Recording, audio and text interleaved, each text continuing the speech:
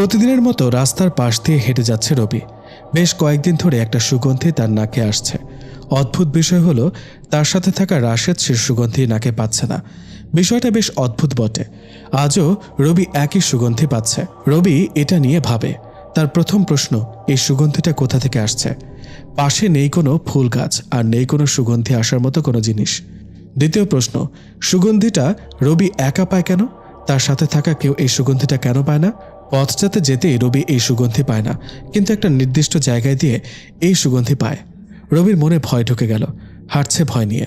ঠিক নির্দিষ্ট একটা জায়গায় গিয়ে সেই সুগন্ধি পাওয়া বন্ধ হলো। রবি চলে গেল নিজের কাজে। রাতে রবি ভাবতে ভাবতে ঘুমিয়ে গেল।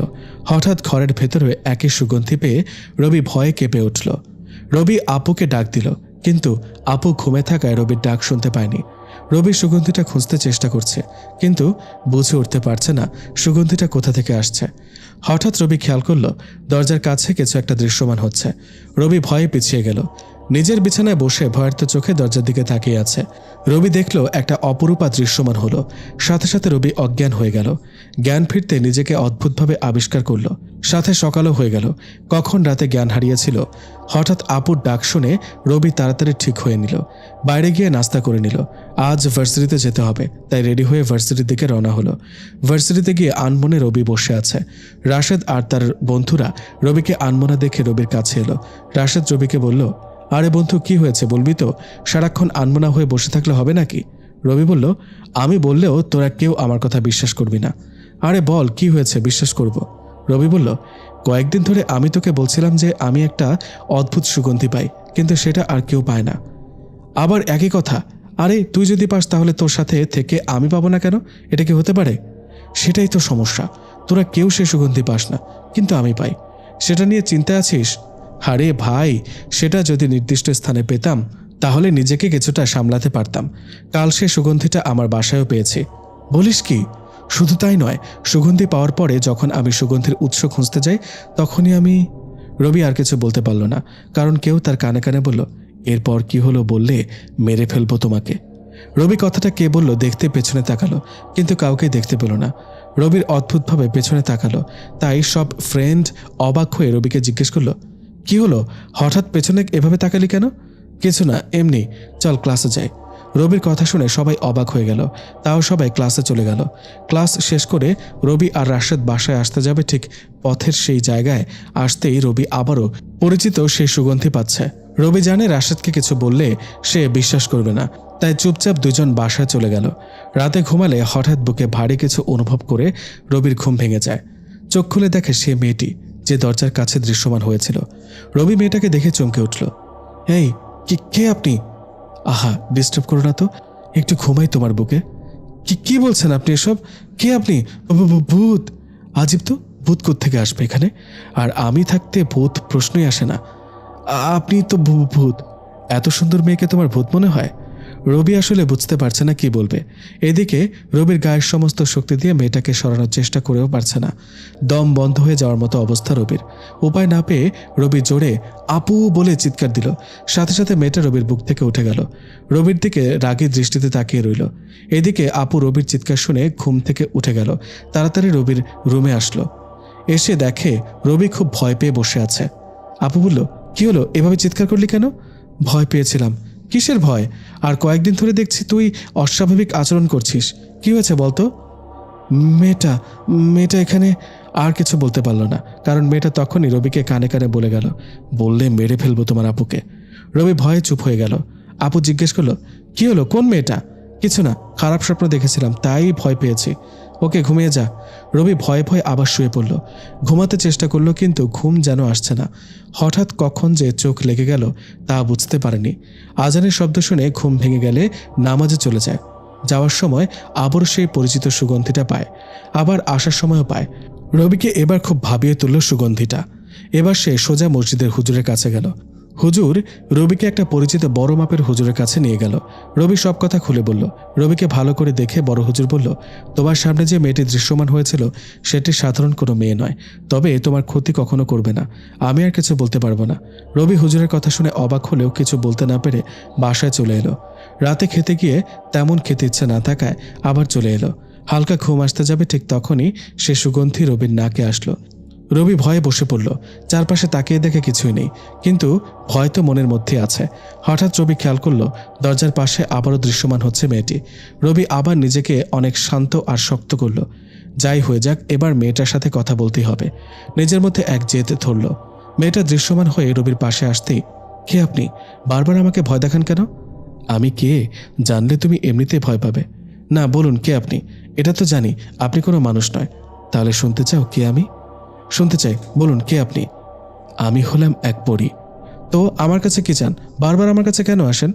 আসলে আমার তোমাকে খুব ভালো লাগে। কি ভালো লাগে? আপনি পরী, বুঝেছেন? তো কি হয়েছে? পরী বলে কি ভালোবাসা যাবে না? যাবে, তবে সেটা আপনার পরিদেশের কাউকে, মানুষকে নয়। আমি এত কিছু জানি না। তোমাকে ভালোবাসি মানে তোমাকেই ভালোবাসি। এত সহজে ভালোবাসি বলে দিলেন। আদৌ কি ভালোবাসেন? আর আমাদের মাঝে কোনো সম্পর্ক গড়ে উঠবে না, সেটা তো জানেন। প্রথমেই বলেছি ভালোবাসার পরে কথাটা নিজের মধ্যে চেপে রাখতে নেই, তাই বলে দিলাম। আর কে বলেছে আমাদের মধ্যে সম্পর্ক গড়ে উঠতে পারে না? আপনার পরিদেশের কেউ আমাকে মেনে নেবে না, আর না আমার পৃথিবীর কেউ আপনাকে মেনে নেবে। আমার দেশে সবাই মেনে নেবে।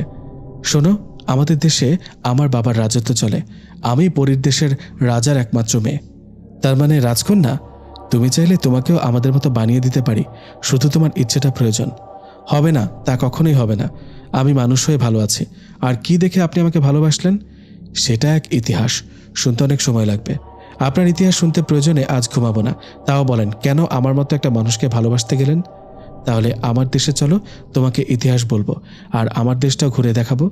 না, এটা কেমনে হয়? আমি যাব না আপনার দেশে। আমি চাইলে তোমাকে তুলে নিয়ে যেতে পারি, কিন্তু তা আমি করব না, কারণ আমি তোমাকে ভালোবাসি। আর তোমার তো অনেক ইচ্ছে পরীর সাথে প্রেম করার, পরীকে বিয়ে করার। তখন আমি তো জানতাম না বাস্তবে এরকম কেউ আমার সামনে আসতে পারে। তো এখন কেউ তোমার সামনে আসছে বলে কি তুমি খুশি নয়? তা বলিনি, কিন্তু আবার ভয়ও করছে। যদি আমার খারাপ কিছু হয়ে যায় তখন কি হবে? হুজুর তো বলেছিল যে আমি কখনো তোমার ক্ষতি করব না। বিশ্বাস করতে পারো আমায়। আর কখনো কেউ তোমার ক্ষতিও করতে পারবে না। আমি তোমার পাশে সারাক্ষণ আছি। কোনো বিপদে পড়লে শুধু আমার কথা মনে করো, আমি সাথে সাথে চলে আসব। যেখানে মানুষ মানুষকে বিশ্বাস করে না, সেখানে পরীকে কিভাবে বিশ্বাস করব? তোমরা মানুষের একটাই সমস্যা, কেউ বিশ্বাস করলে তার বিশ্বাস ভঙ্গ করো, আর বিশ্বাস না করলে অন্যরকম চিন্তাধারা নিয়ে বসে থাকো। চলো আমার সাথে, আমার দেশে গল্প শোনাবো তোমায়। না, আমি যেতে পারবো না। রাতে খাবারটাও ঠিকমতো খাওনি, চলো ওখানে গিয়ে খাবে। আমাদের দেশের খাবার অমৃত। কোনো মানুষ একবার খেতে পারলে বারবার চাইবে, এমনকি খাওয়ার স্বাদ কখনো ভুলতে পারবে না। চলো তো, খেয়ে নিবে, সাথে তোমাকে ভালোবাসার কারণটাও জানতে পারবে। আপনি যদি আসলেই পরী হতেন তাহলে আপনার কথা আমার ফ্রেন্ডদের বলে দিতেন, আমার আপুকে বলতে দিতেন। কিন্তু আপনি আমাকে বারবার বাধা দিয়ে গেছেন কেন? কারণ আমি চাই না তুমি আমাকে ভালোবাসার আগে কেউ আমার ব্যাপারে জানতে পারুক। যদি তুমি আমাকে ভালোবাসো তাহলে সবাইকে জানাতে পারবে। আপনি যা ইচ্ছে করুন, আমার সমাজ আপনাকে মেনে নেবে না। যান আপনি এখান থেকে। যতদিন তুমি আমাকে ভালোবাসি বলবে না, ততদিন আমি তোমাকে ছেড়ে কোথাও যাব না। যদি কখনো ভালো না বাসি তাহলে কি সারা জীবন এভাবে আমার পেছনে পড়ে থাকবেন? তোমার পেছনে থাকবো। তোমাকে ভালোবাসতে হবে আমাকে। আমি কখনো আপনাকে ভালোবাসবো না। যান আপনি, আর কখনো আপনি আমার সঙ্গী হবেন না। আর আমি জানি সুগন্ধিটা আপনি দিয়ে যান আমাকে। আমি চাই না আপনি আর কখনো আমাকে সেই সুগন্ধি দেন। কখনো এটা হবে না। আমি তোমাকে ছাড়া থাকতে পারবো না। আপনার ইচ্ছে হলে থাকেন, নয়তো যান, আমি ঘুমাবো। এই বলে রবি শুয়ে পড়ল। রবির মধ্যে এখন অনেকটা সাহস আসলো। পরীর সাথে কথা বলে নিজেকে অনেক হালকা লাগলো তার। সাহস করে কথা বলতে পারলো, এটাই অনেক। রবি ঘুমিয়ে পড়তে যাবে ঠিক তখনই চারপাশে অনেক জোরে বাতাস শুরু হলো। রবি কিছুটা ভয় পেল। পাশে তাকিয়ে দেখে পরী নেই।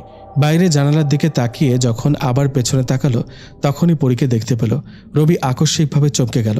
পরীর হাতে অনেক খাবার, প্রতিটা খাবার অন্যরকম। রবি এই খাবারগুলো আগে কখনো দেখেনি। খাবার দেখে রবির যেন লালা ছড়ে পড়বে সে অবস্থা। রবি মনে মনে ভাবল, ইস, মেয়েটা কত ভালো, আমার জন্য খাবার নিয়ে এলো। রবিকে চমকে দিয়ে পরী বলল, এই সবগুলো খাবার তোমার জন্য এনেছি। আমি তোমাকে খাইয়ে দেব, তুমি শুধু খাবে। আপনি কিভাবে জানলেন এগুলো আমি খাওয়ার ইচ্ছে করলাম? এই যে বোকার মতো কথা বললে তুমি। আমি শুধু তোমার না, প্রতিটি মানুষের মনের খবর জানি। সে কি চিন্তা করছে, কি ভাবছে, সব জানি। রবি মনে মনে ভাবল, যাই হোক, আগে খাবারটা খেয়ে নিই। সাথে সাথে মেয়েটি রবির মুখে খাবার তুলে ধরল। প্রথমে খেতে না চাইলেও খাবারের স্বাদ এবং গন্ধে যেন তাকে মুখ খুলতে বাধ্য করল। প্রথম লোকমা খেতে রবির পুরো শরীর যেন কেঁপে উঠল। এত সুস্বাদু খাবার যেন কল্পনা মাত্র। রবি মনে মনে ভাবল, আহা, এই খাবার যদি সবসময় পেতাম তাহলে কি ভালো হতো। তুমি চাইলে তোমাকে এনে এই খাবার খাওয়াতে পারি, তুমি যদি বলো খাবে তাহলে। এটাও বুঝে গেলেন? তুমি যা কল্পনা করবে সব আমি বুঝতে পারবো। আপনার নামটাই তো জানা হলো না। আমি অহনা ইবনে আরফি। পরিদেশে সবাই অহনা বলে ডাকে, চাইলে তুমিও ডাকতে পারো। আপনি তো চান আমি আপনার নাম ধরে ডাকি। তুমি কেমনে বুঝলে? সব কি শুধু পরেরাই বুঝবে, মানুষরা বুঝতে পারে না নাকি? না, মানে আমি বোঝাতে চেয়েছি, এত অল্প সময়ে তুমি আমাকে বুঝতে শুরু করেছো। এত বিরক্ত করলে কে আপনাকে না বুঝবে বলেন? আচ্ছা শোনো, এখন থেকে আপনি নয় তুমি করে বলবে। দেখা যাবে, এখন ঘুমাই, আমাকে ভালোবাসার কারণ পরে জেনে নেব আপনার থেকে। হবে না, তুমি করে বলো, নয়তো ঘুমাতে দেব না। রবি ভাবল, আসলেই তো অহনা অনেক ভালো, চাইলে তার অনেক ক্ষতি করতে পারত, কিন্তু তা না করে আরও রবির পাশে থাকছে, এমনকি তাকে পরিদেশের খাবার এনেও খাওয়াচ্ছে। অহনা এবার শব্দ করে হেসে উঠল। রবির বুঝতে বাকি নেই, রবির কল্পনাটাও সে বুঝে গেছে। রবি বলল, আচ্ছা ঠিক আছে, আমি এখন ঘুমাচ্ছি, তুমি এখন যাও। তা কিভাবে হয়? পরিদেশ থেকে এসেছি তোমার বুকে একটু ঘুমাবো বলে, তুমি তাড়িয়ে দিচ্ছ? বিয়ের আগে এসব ঠিক না। তার মানে তুমি বিয়ে করতে রাজি? অনেকটা খুশি হয়ে বলল। না না না, আমি তা বলিনি, জানতো আপনার কথা আমি উল্টাপাল্টা বলতে শুরু করেছি, জান আপনি। আচ্ছা তুমি ঘুমাও, আমি তোমাকে পাহারা দিচ্ছি। শেষে এক প্রকার বাধ্য হয়ে রবি শুয়ে পড়ল। অহনা আছে নাকি চলে গেছে রবি জানে না। সকালে আপু রবিকে ডাকতে এসে দেখে রবির রুম থেকে একটা অদ্ভুত সুগন্ধি বের হচ্ছে। আপু রবিকে ডাকতে রবির ঘুম ভেঙে যায়, আর অহনাকে নিজের বুকে দেখে ভয় পেয়ে যায়। কারণ আপু যদি অহনাকে রবির বুকে দেখে তাহলে কি হবে? রবি অহনাকে আস্তে করে বলল, এই ওঠো, আপু দরজার বাইরে আছে, ডাকছে, আমাকে তোমাকে দেখলে খুব খারাপ ভাববে, তুমি চলে যাও। অহনা রবিকে আরেকটু শক্ত করে জড়িয়ে ধরে বলল, আর একটু শুয়ে থাকে না তোমার ওপর? বেশ ভালোই তো লাগছে। তোমার ভালো লাগার কারণে আমাকে বাসা থেকে বের হতে হবে, উঠে যাও। রবির জোরাজুরিতে অহনা উঠে গেল আর অদৃশ্য হয়ে গেল। রবি গিয়ে দরজা খুলে দিল। আপু বলল, এত দেরি হলো কেন দরজা খুলতে, কি হয়েছে বল?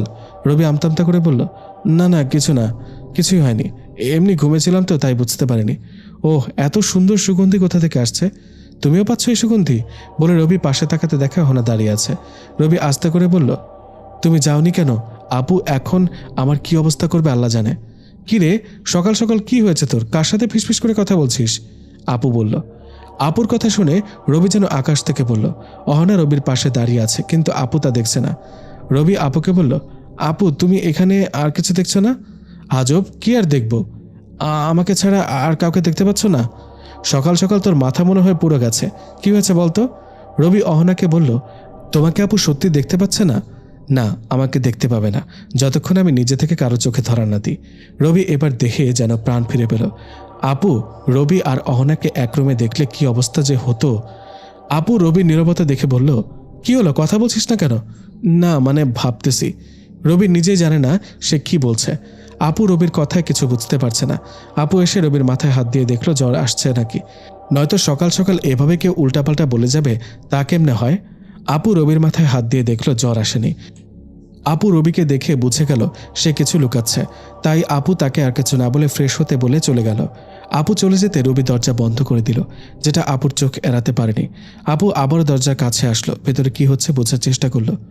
রবি এবার অহনাকে ভয় পেল, কারণ কেউ তার সামনে আছে সেটা আপু দেখতে পায়নি। ব্যাপারটা খুব সমস্যার। রবি অহনার সামনে দাঁড়ালো। তোমাকে আসলে কি আপু দেখেনি? না, আমার কথা বিশ্বাস করো, তুমি কেন ভয় পাচ্ছ? আমি যাকে চাইবো তাকে দেখা দিতে পারবো, আর না চাইলে কেউ দেখতে পাবে না। রবি বলল, তুমি যাও এখন, আমি বের হব। সমস্যা নেই, আমি তোমার সাথে সারাক্ষণ আছি, যে কোনো প্রয়োজনে আমাকে মনে করো, আমি চলে আসব। এখন যাচ্ছি, বাবা খুঁজবে একটু পর আমাকে। ওকে যাও, একটু জড়িয়ে ধরি তোমায়। রবি একটু ধমক দিয়ে বলল, যাবে তুমি? আচ্ছা যাচ্ছি। এ বলে অহনা এক ঝলকে অদৃশ্য হয়ে গেল। রবি ফ্রেশ হয়ে বাইরে গিয়ে দেখে আপু নাস্তা নিয়ে টেবিলে মন খারাপ করে বসে আছে। রবি বলল, আপু কি হলো, তোমার মন খারাপ কেন? আমার কিছু হয়নি, তবে তোর অনেক কিছু হয়েছে যেটা আমার থেকে লুকাচ্ছিস। আজব, আমার আবার কি হবে? আমি তো একদম ঠিক আছি। তুই কেমন ঠিক আছিস সেটা আমি জানি। আমি সত্যি ঠিক আছি। সকালে আমি তো রুম থেকে আসার পর তুই কার সাথে কথা বলেছিলি? তুমি কিভাবে জানো আমি কারোর সাথে কথা বলেছি? তুমি তো চলে এসেছিলে। আপু বলল, অস্বাভাবিকভাবে দরজা বন্ধ করলি, তাই আমার কেমন জানি মনে হলো। তারপর দরজার পাশে গিয়ে শুনি তুই কারোর সাথে কথা বলছিস, তাও ভয় নিয়ে। রবি এবার চমকে গেল, যদি অহনার কথা বলে দেয় তাহলে আপুর ক্ষতি করতে পারে অহনা। তাই রবি কথা ঘুরিয়ে বলল, না তেমন কারোর সাথে না, ফোনে কথা বলছিলাম। কি, তুই এসব কথা ফোনে বলছিলি? হ্যাঁ, রাশেদের সাথে তো বললাম। আপু এবার কেমন যেন চুপ হয়ে গেল। রবির তো চিন্তা হচ্ছে আবার রাশেদকে আপু ফোন দিয়ে জিজ্ঞেস করবে নাকি। রবিকে আর কিছু না বলে নাস্তা করতে বলল আপু। রবি চুপচাপ নাস্তা সেরে নিল। রবি নাস্তা শেষ করে ভার্সিটিতে যাওয়ার জন্য রেডি হলো। রাশেদকে ফোন দিল। একটু আগে না ফোন দিলি, আবার কি? একটু আগে ফোন দিলাম মানে? একটু আগে তো তুই আমার সাথে কথা বললি আর ভার্সিটিতে আসবি বললি। রাশেদের কথা শুনে রবি অবাক হয়ে গেল, কারণ রবি তো একটু আগে রাশেদকে ফোন দেয়নি। তাহলে রাশেদ কেন বলছে একটু আগে ফোন দিয়েছে? রবি আর কিছু না বলে ফোন কেটে দিল। রবির বুঝতে বাকি নেই এখানেও নিশ্চয়ই অহনার হাত আছে। 7-5 না ভেবে রবি ভার্সিটিতে যেতে বের হতে গেলে আপু সামনে আসলো। রবি বলল, কিছু বলবে আপু? না কিছু না, যা তুই সাবধানে যাস। আমাকে নিয়ে চিন্তা করো না, তুমি সাবধানে থেকো, আসি। রবি একটা বিষয় খেয়াল করলো, আপু ইদানিং একটু অদ্ভুত আচরণ করছে। কিছু বলতে গিয়েও থেমে যাচ্ছে, সরাসরি কিছু বলে না। রবি হেঁটে একটু সামনে যেতেই রাশেদ আসলো। দুইজন একসাথে চলতে লাগলো।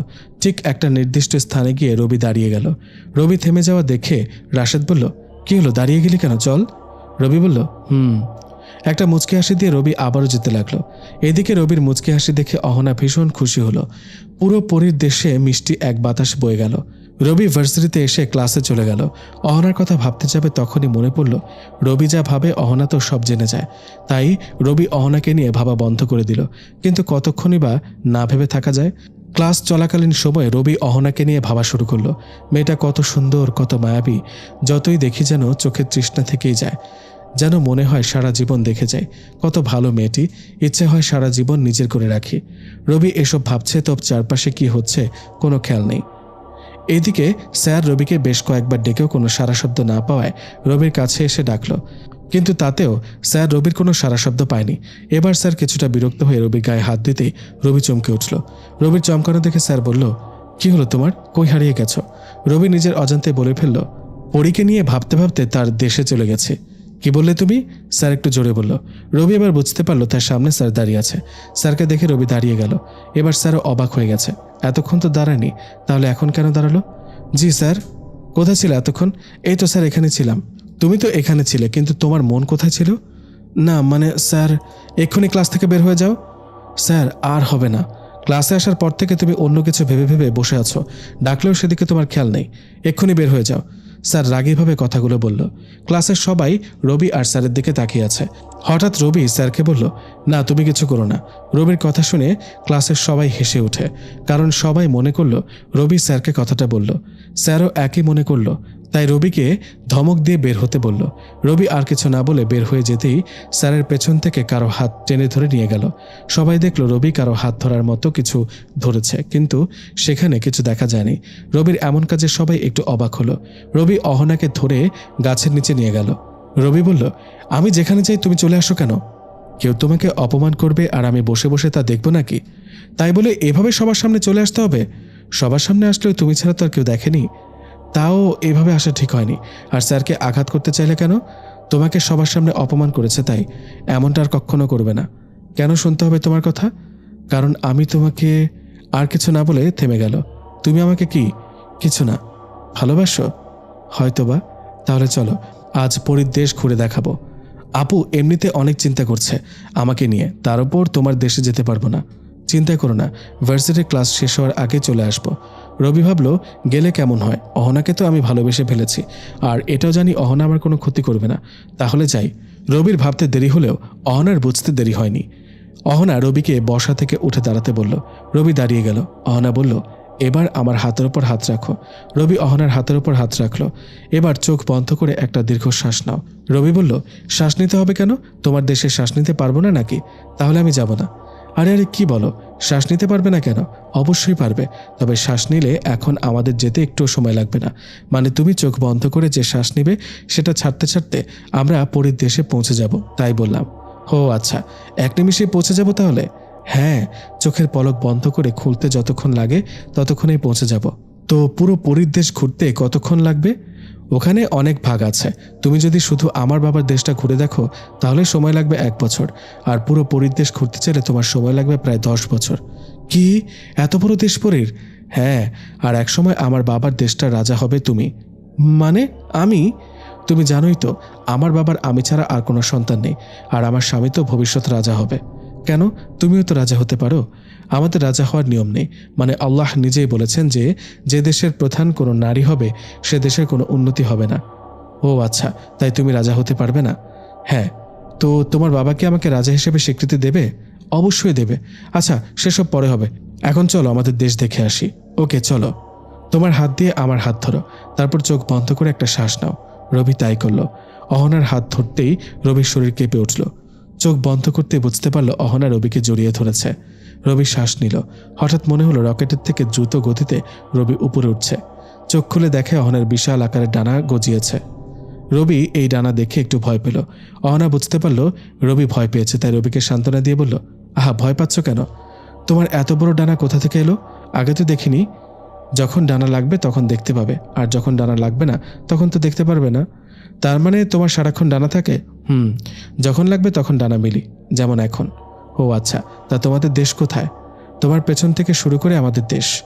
যত ভেতরে যাবে তত মুক্ত হবে। তাহলে যাওয়া যাক। চলো, তবে এখনও তুমি হাঁটতে পারবে না, আর একটু ভেতরে গেলে তবেই হাঁটতে পারবে। আচ্ছা চলো। অহনা রবিকে নিয়ে একটা অদ্ভুত গাছের গোড়ায় নামলো। গাছটা যেমন অদ্ভুত তেমন সুন্দর। রবির ইচ্ছে করলো গাছটা ধরে দেখতে, কিন্তু অহনা গাছটা স্পর্শ করতে নিষেধ করলো। অহনা নিষেধ করলো, তাই রবি গাছটি স্পর্শ করেনি। রবি সামনে তাকিয়ে দেখে অদ্ভুত সুন্দর একটা পাহাড়, একদম ছোট গাছ, আর সেখানে অনেক ফল। রবি এসব যতই দেখছে ততই অবাক হচ্ছে। হঠাৎ রবি বুঝতে পারল তার ক্ষুধা লেগেছে। অহনার দিকে তাকাতেই অহনা খাবার নিয়ে হাজির। রবি খুব ভালো করে খাবারগুলো খেয়ে নিল। চারপাশটা আরো ভালো করে কিছু সময় ঘুরে দেখল। প্রায় বিকেল হয়ে গেছে, তাই রবি অহনাকে বলল, অনেক তো সময় হলো, এতক্ষণে ভার্সিটি ছুটি হয়ে গেছে, চলো এখন যাই। মাত্রই তো আসলে, আরেকটু থেকে যাও। আরে কি বলো, পুরো দিন তো এখানে ছিলাম। আচ্ছা শোনো, তোমাকে একটা কথা বলি, তোমাদের দেশে যখন একদিন হবে আমাদের এখানে তখন 7 দিন, মানে পুরো একটা সপ্তাহ। মানে কিভাবে সম্ভব? হ্যাঁ এটাই, ভার্সিটি শেষ হতে হতে আমরা পুরো 1 সপ্তাহ এখানে থাকতে পারবো, আর এই পুরো সপ্তাহ তোমাকে ঘুরে দেখাবো আমাদের জগৎ। না না না, আমি এখন চলে যাব। 1 সপ্তাহ এখানে থাকতে পারবো না, বাসায় আপু ছাড়া কেউ নেই। আরে কি বলো, মাত্র 1 সপ্তাহ তো। আর বললাম না, এখানে একটা সপ্তাহ মানে তোমাদের একটা দিন। আচ্ছা 6 দিন থাকবো আমরা এখানে, আর তোমার ভার্সিটি ছুটি হওয়ার সাথে সাথে তোমাকে নিয়ে ভার্সিটিতে যাব।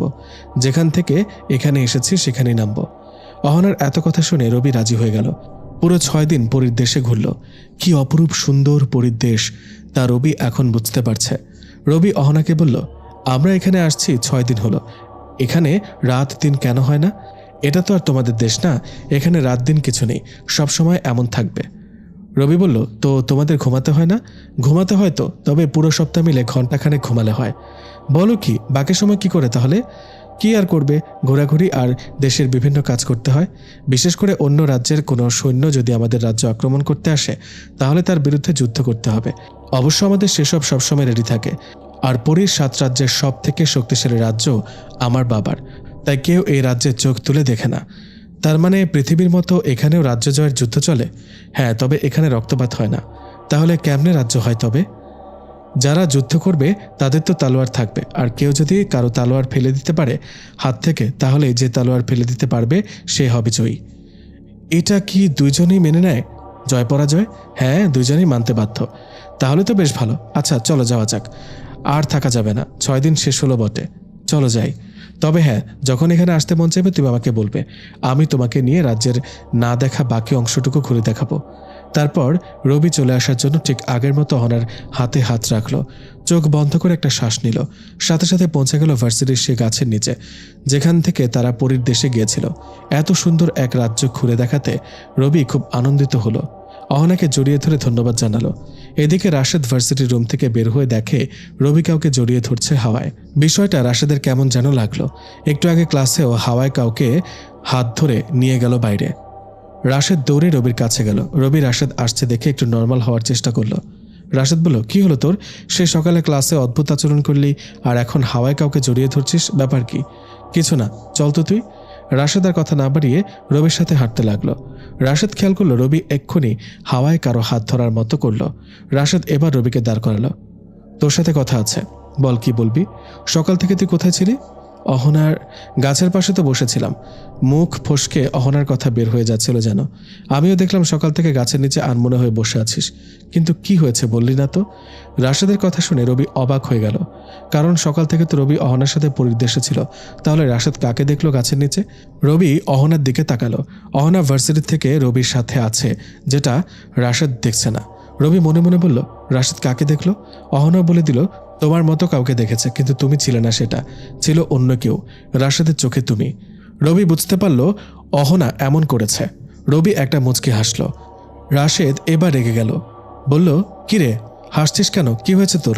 ইদানিং অদ্ভুত আচরণ করছিস সবার সাথে। রাতে নাকি না খেয়ে ঘুমিয়েছিস? আপু বলল। আচ্ছা বলবো একদিন আসলে কি হচ্ছে আমার সাথে। রবি অহনার দিকে তাকিয়ে একটা মুচকি হাসি দিল। রাশেদ এবার বোকা বনে গেল। রবি রাশেদ একটা রিক্সা নিয়ে বাসার দিকে রওনা দিল। অহনা রবির সাথে হাওয়ায় ভেসে বেড়াচ্ছে। মাঝে মধ্যে রবি মুচকি হাসছে, কিন্তু রাশেদ কিছু বলছে না। কি বার বলবে? রাশেদ নিজের বাসার সামনে যেতেই রিক্সা থেকে নেমে গেল। রিক্সা সামনে যেতে লাগলো। অহনা রবির পাশে বসলো। রবি মাঝে মধ্যে অহনার সাথে কথা বলছে, যেটা দেখে রিক্সাওয়ালা ভয় পেয়ে গেল। অহনার আওয়াজ রিক্সাওয়ালা শুনছে না, কিন্তু রবির কথা শুনে বুঝতে পারছে সে এখানে অদৃশ্য কারোর সাথে কথা বলছে। ভয়ে ভয়ে রিক্সাওয়ালা রবির বাসার সামনে গেল। রবিকে নামিয়ে দিয়ে তাড়াতাড়ি সেখান থেকে চলে এলো। রবি হাসতে হাসতে বাসায় ঢুকে গেল, যেটা আপুর চোখ এড়ায়নি। রবিকে হাসতে দেখে আপু তার সামনে এসে দাঁড়ালো। কি হয়েছে তোর? এত হাসছিস কেন? রবি আগে আপুকে খেয়াল করেনি। যখন খেয়াল করলো হাসি থামিয়ে দিল, কিন্তু আপু আবারও জিজ্ঞেস করলো, কি হলো? এত হাসছিস কি নিয়ে? কই কিছু না তো। রাশেদের কথাগুলো শুনে হাসি পাচ্ছে। এত হাসতে হবে না, যা ফ্রেশ হয়ে নে, খাবার খাবি। আচ্ছা আসছি। রবি ফ্রেশ হয়ে নিল। নাস্তা করতে এসে অহনাকে আগে থেকে চেয়ারে বসা দেখে অবাক, কারণ পাশের চেয়ারে আপু বসে আছে। রবি অহনাকে বলল, তুমি এখানে কেন? রবির কথা শুনে আপু আরো অবাক হলো। আপু বসা থেকে উঠে গেল, রবির পেছনে গিয়ে দাঁড়ালো। আপু রবির পেছন থেকে সামনে তাকিয়ে দেখছে কেউ আছে কিনা, কিন্তু আপু কিছুই দেখছে না। আপু রবির মাথায় হাত দিল। অস্বাভাবিক আচরণগুলো আপুর বেশ সন্দেহজনক মনে হচ্ছে। আপু রবির মাথায় হাত দিয়ে বুঝতে পারল শরীর ঠিকই আছে, কিন্তু অদ্ভুত আচরণ যেন করেই যাচ্ছে। আপু রবিকে বলল, তুই সামনে কাউকে দেখতে পাচ্ছিস নাকি? আপুর কথাটা বলার সাথে সাথে অহনা রবির কানে কানে না বলল। রবি আপুকে বলল, না।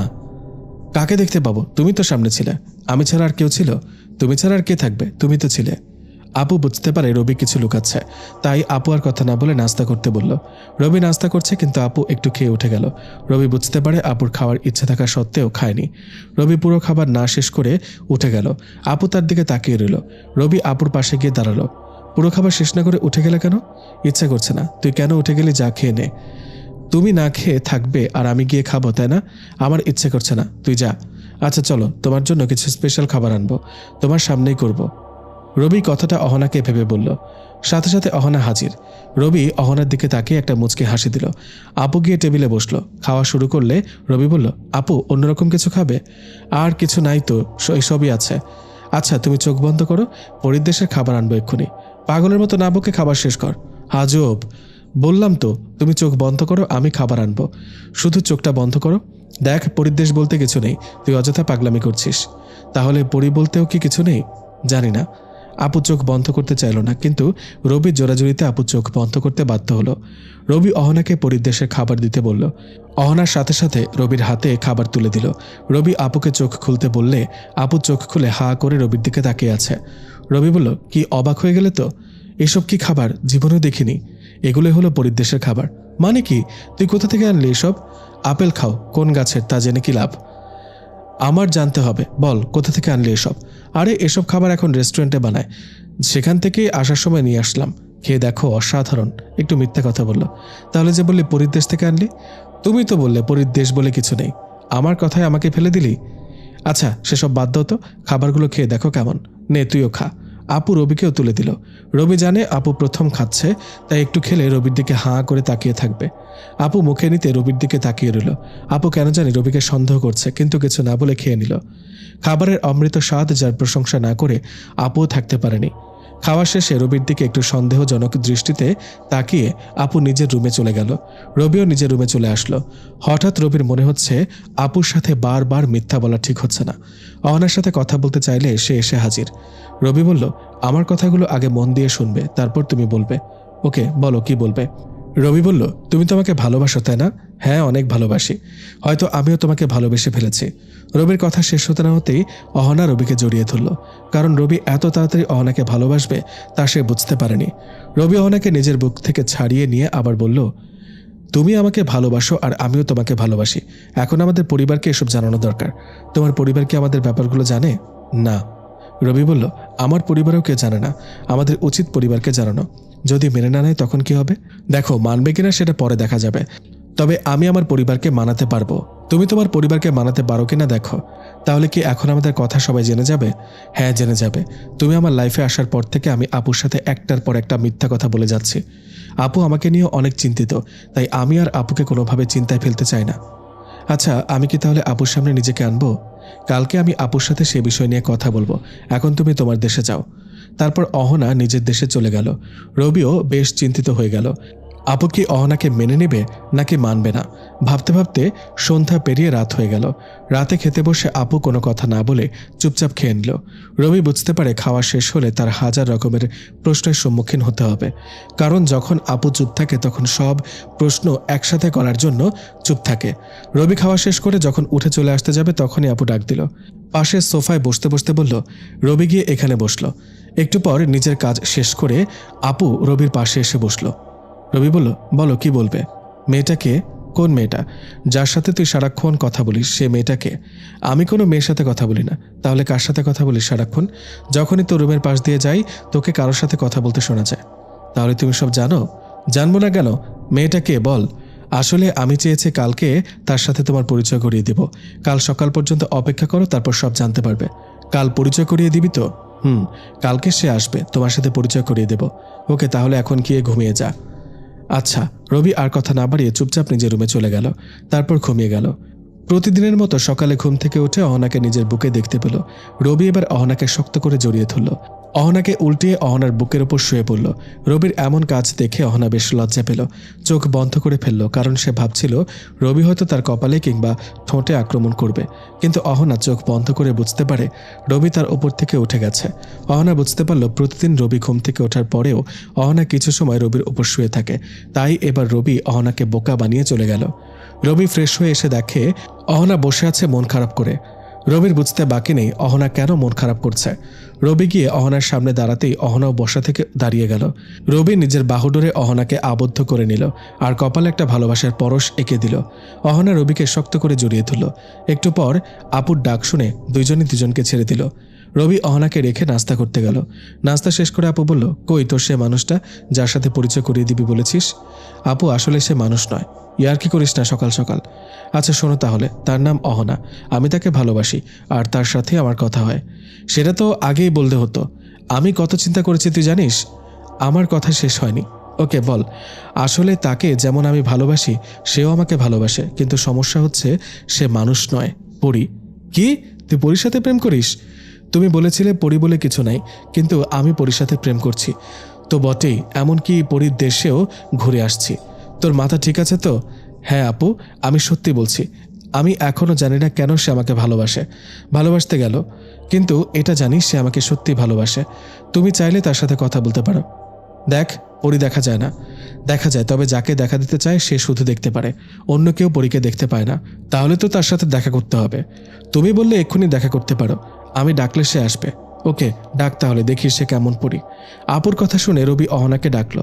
অহনা এসে হাজির। রবি অহনাকে বলল, এখন তোমার সাথে আপু কথা বলবে, তুমি আপুর সামনে যাও। আপুকে চোখ বন্ধ করতে বলো। কেন চোখ কেন বন্ধ করতে হবে? কারণ আপুর চোখের ক্ষতি হতে পারে আমাকে দৃশ্যমান হতে দেখলে। আচ্ছা বলছি। রবি আপুকে চোখ বন্ধ করতে বলল। আপু চোখ বন্ধ করলো। সূর্যের আলোর ন্যায় অহনা রবির সামনে দৃশ্যমান হলো। রবি অহনাকে এই রূপে দেখে অবাক হলো। পুরো পরিদেশের রাজকন্যার মতো করে আসছে। রবি আপুকে চোখ খুলতে বললে আপু চোখ খুলে রবির দিকে তাকায়। তেমন কোনো সমস্যা হয়নি। যখন অহনার দিকে চোখ দিল সাথে সাথে আপু অজ্ঞান হয়ে গেল। রবি অবাক হয়ে গেল, কারণ অহনা বলল চোখ বন্ধ থাকলে সমস্যা হবে না, কিন্তু আবার অজ্ঞান হয়ে গেল কেন? রবি অহনাকে আপুর অজ্ঞান হওয়ার কারণ জানতে চাইলে সে বলল, প্রথমবার কেউ পরীকে দেখলে সে অজ্ঞান হয়ে যাবে। রবি অহনার পুরো কথা না শুনে আপুর কাছে গেল, আপুর মুখে পানি ছিটাতে। আপুর জ্ঞান ফিরল। আপুর জ্ঞান ফিরতে বলল, এভাবে অজ্ঞান হয়ে গেলাম কেন? আর আর কিছু বলতে পারেনি, কারণ অহনাকে আপু এখন দেখতে পাচ্ছে। আপু অহনার দিকে অবাক হয়ে চেয়ে রইল।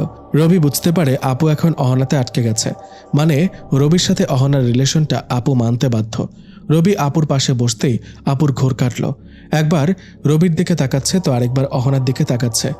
রবি বলল, আরে আপু, কি দেখছো এভাবে? নজর লেগে যাবে তো।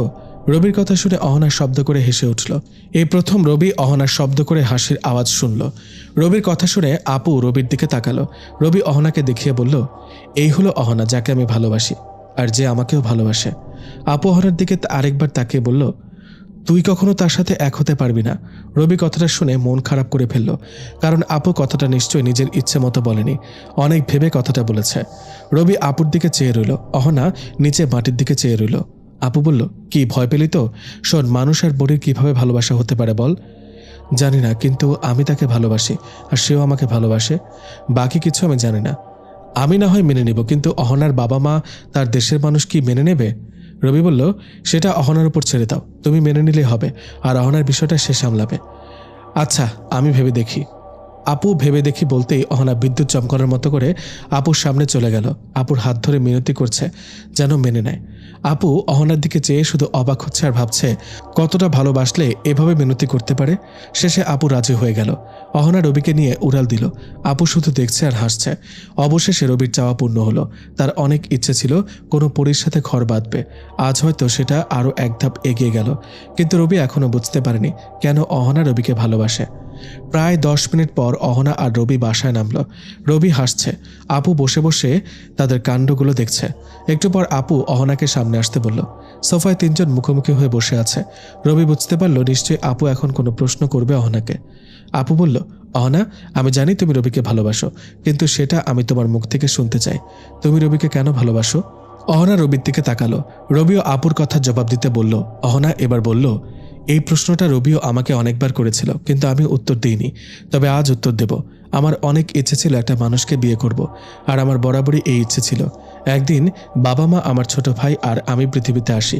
একটা মসজিদের সামনে আমরা গেলে হঠাৎ একটা লোক আমাদের দেখে বুঝতে পারে আমরা মানুষ নই। সে আমাদেরকে বন্দি করে ফেলে। আমরা 4 জন লোকটার কবলে আটকা পড়লে আমরা পাখির রূপ ধারণ করি। লোকটার কাছ থেকে ছাড়া পাওয়ার অনেক চেষ্টা করি, কিন্তু ছাড়া পাচ্ছিলাম না। হঠাৎ একটা মাঝবয়সী লোক পাখির চিৎকার শুনে সেখানে আসে আর আমাদের ছেড়ে দিতে বলে। মাঝবয়সী লোকটা ছিল আপনার দাদু। আমরা ছাড়া পেতে চাইলে আপনার দাদু আমাদের ছেড়ে দিতে বলে, কিন্তু লোকটা কিছুতেই রাজি হচ্ছে না। লোকটা একটা জালের মধ্যে আমাদেরকে বেঁধে রেখেছিল। চাইলে আমরা অদৃশ্য হতে পারতাম, কিন্তু আমার ছোট ভাইয়ের তখনও সে ক্ষমতা আসেনি, তাই আমরা তাকে পেলে অদৃশ্য হতে পারিনি। হঠাৎ লোকটা আমার ভাইকে ধরে ডানা 2টি ভেঙে দেয়। আমার ভাই চিৎকার করতে করতে মারা যায়। আপনার দাদু আমাদের বাঁচাতে লোকটাকে ধাক্কা মারে আর আমাদের ওপর থেকে জাল উঠিয়ে নেয়। আমাদের ছেড়ে দেওয়ায় লোকটা আপনার দাদুকে বেশ অপমান করে। আপনার দাদু চুপচাপ সেখান থেকে চলে যায়। আমি তখন ছোট ছিলাম, তাই আমিও কিছু করতে পারিনি। আপনার দাদু একটু অদ্ভুত প্রকৃতির ছিল। আমাদের উড়াল গতি দেখে বুঝে গেছে আমরা আসলে পাখি নই। আপনার দাদু আমাদের দিকে তাকিয়ে বলছিল আপনাদের 2 জনকে দেখে রাখতে। জানি না কেন এই কথা বলেছিল। তারপর থেকে আপনার দাদুর মৃত্যুর আগ পর্যন্ত বাবা সারাক্ষণ আপনার দাদুর পাশে ছিল। মাঝে মধ্যে আমাদের সাথে দেখা হতো। হঠাৎ আপনার দাদু আমাকে দেখে বলে ওঠে, আমার মতো কেউ যদি রবির বউ হয় তাহলে দাদু অনেকটা খুশি হবে। বাবা সেদিন দাদুকে কথা দিয়েছিল আমি রবির বউ হব। তারপর থেকে রবির ওপর আমার খেয়াল রাখা শুরু হয়। বাবার কথা রবির ওপর নজর রাখলেও তাকে ভালোবাসিনি। কিন্তু একদিন আমি রবিকে দেখলাম বন্ধুদের সাথে অনেক ঝগড়া হচ্ছে। রবি শুধু একটু মিথ্যা বললে সেখান থেকে বেঁচে যায়, কিন্তু সে মিথ্যা বলেনি। সেদিন আমি অনেকটা অবাক হয়ে যাই। এরপরে অনেক দিন রবি অনেক মানুষকে সাহায্য করেছে দেখে আমার ভালো লাগতে শুরু করে। এভাবে একটার পর একটা রবির কাজ দেখে আমি তার প্রেমে পড়ে যাই। বাবা একদিন আমাদের কিছু বই পড়ছিল। হঠাৎ একটা বইয়ে দেখতে পায় 2022 সালের শুরুর দিকে পরিদেশে রাজা হবে একজন মানুষ, আর তখন তার বয়স হবে 21। তখন বাবা চিন্তা করে দেখে তখন রাজা কেউ হলে সেটা হবে তুমি, কারণ আমি যখন তোমাকে বিয়ে করব তখন তুমি হবে রাজা। কারণ আমাদের দেশে মেয়েরা কোনো কিছুতে প্রধান ক্ষমতাসীন হতে পারে না। তারপর থেকে রবিকে সাবধানে রাখার চেষ্টা করি। নিজের সবটুকু দিয়ে রবিকে আগলে রাখার চেষ্টা করি। আর কিছুদিন হলে রবির 21 বছর হবে, তাই সারাক্ষণ তার পাশে থাকি। একটা পঞ্জিকা দেখে বাবা জানতে পারে পরীর দেশের যে রাজা হবে তাকে মেরে ফেলতে অনেকে চেষ্টা করবে। দৃশ্যমান কিংবা অদৃশ্যমান অনেকে তাকে মেরে ফেলতে চাইবে, কারণ সে যদি রাজা হয় তাহলে শুধু একটা রাজ্য নয়, পুরো পরীর দুনিয়া হয়ে যাবে তার। তাই বিভিন্ন জিন তাকে মেরে ফেলতে চাইবে, আর যদি তাকে মেরে ফেলে পুরো পরীর দেশে অশান্তি সৃষ্টি হবে, পুরো পৃথিবীতে অশান্তি হবে, কোনো কারণ ছাড়া জিন মানুষের ক্ষতি করবে। এতটুকু বলে অহনা থেমে গেল।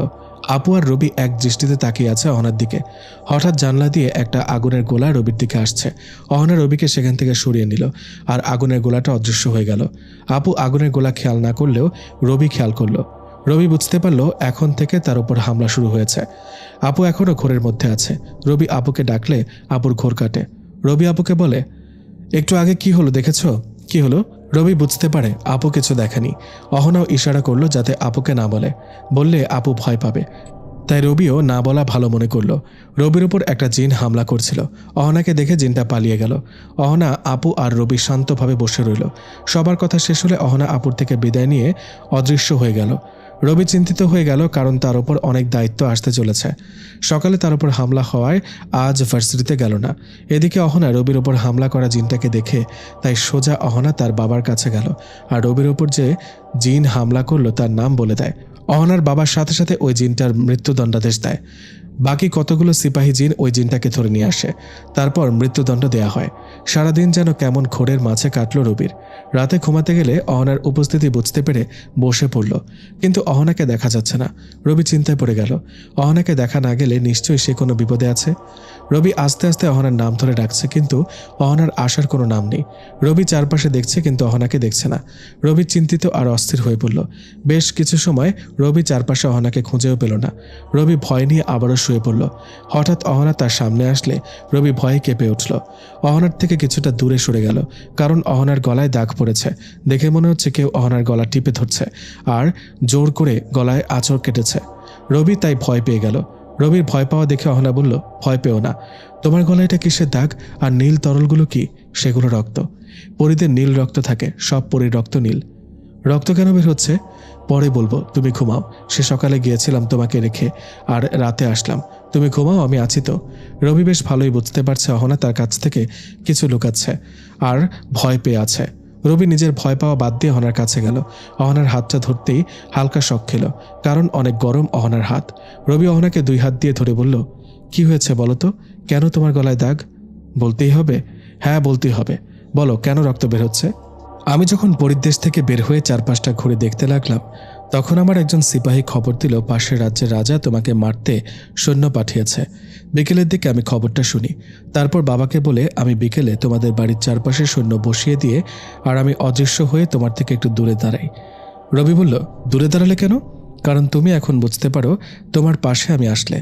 তারপর তোমার থেকে দূরে দাঁড়িয়ে চারপাশটা নজরদারি করি। হঠাৎ দেখতে পাই অনেক জিন তোমাদের বাসার চারপাশে। আমি ভয়ে সব সৈন্যকে প্রস্তুত হতে বলি তোমাকে মারতে আসা জিনগুলোর বিরুদ্ধে যুদ্ধ করার জন্য। তারা কাছে আসতে আমাদের সৈন্যদের সাথে যুদ্ধ বেজে যায়। তাদের সবাইকে মারতে মারতে বিকাল থেকে এই পর্যন্ত সময় লাগলো। অহনা কথাগুলো পুরো দমে বলে থামল। রবি অহনার দিকে এখনও চেয়ে আছে। মেয়েটা তাকে বাঁচাতে নিজের জীবন বাজি ধরল। রবি বলল, তুমি এখনো বলনি তোমার গলায় কি আঁচড় কাটছে? ওদের মধ্যে একটা জিন আমার গলায় আঁচড় কেটেছে। মেরে ফেলেছ কি তাকে? জানো, আমরা কাউকে মেরে ফেলতে পারি না আমাদের দেশে, কিন্তু এখানে মেরে ফেলতে পারি। আমাদের 2 জন সৈন্য তাদের হাতে মারা গেছে। তাদের পুরো 60 জন মারা গেছে। এখনও 2 জন আহত অবস্থায় পড়ে আছে। তাদের মধ্যে একজন যে আমার গলায় আঁচড় কেটেছে। রবি বলল, আমি তাকে দেখতে চাই। আমি নিজ হাতে তাকে মেরে ফেলতে চাই। তোমার গায়ে হাত তোলার শাস্তি হিসেবে সে মৃত্যু পাবে। না না না, তোমাকে কিছু করতে হবে না। আমার সৈন্যরা তাকে মেরে ফেলবে। না, আমি নিজে তাকে মারতে চাই। না, সেটা করলে তোমার ক্ষতি হবে। তুমি এখনও আমাদের শক্তি পাওনি, তাই কোনো জিন না পরীকে তুমি মেরে ফেললে তোমার ক্ষতি হবে। তাহলে আমি তাকে দেখতে চাই, তাতে তো কোনো ক্ষতি হবে না। ওকে দেখতে পারো, তবে ভুলে তাকে মারতে যেও না। আর বাকি সৈন্যদের দেখেও ভয় পাওয়ার কিছু নেই। ওকে, কেমনে দেখবো তাদের? তুমি আমাকে 2 হাত দিয়ে শক্ত করে ধরো। আমার চোখের দিকে তাকিয়ে থাকো। যতক্ষণ আমি বলবো চোখের পলক ফেলবে না। তবে তোমার চোখে একটু ব্যথা লাগবে আর একটু লাল হবে। সহ্য করতে পারবে তো?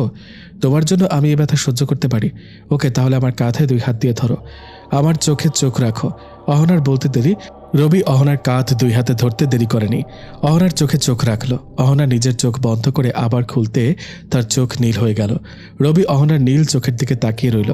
প্রায় মিনিট 5 অহনার চোখের দিকে তাকাতে রবির চোখ লাল হতে শুরু করলো। লাল হতে হতে রক্তবর্ণ ধারণ করলে চোখ দিয়ে পানি পড়তে শুরু করে। অহনা হঠাৎ অজ্ঞান হয়ে যায় আর মাটিতে পড়ে যেতে লাগে। রবি বুঝতে পেরে অহনাকে ধরে ফেলে আর চোখের পলক ফেলতেই রবির চোখ ব্যথা করে ওঠে।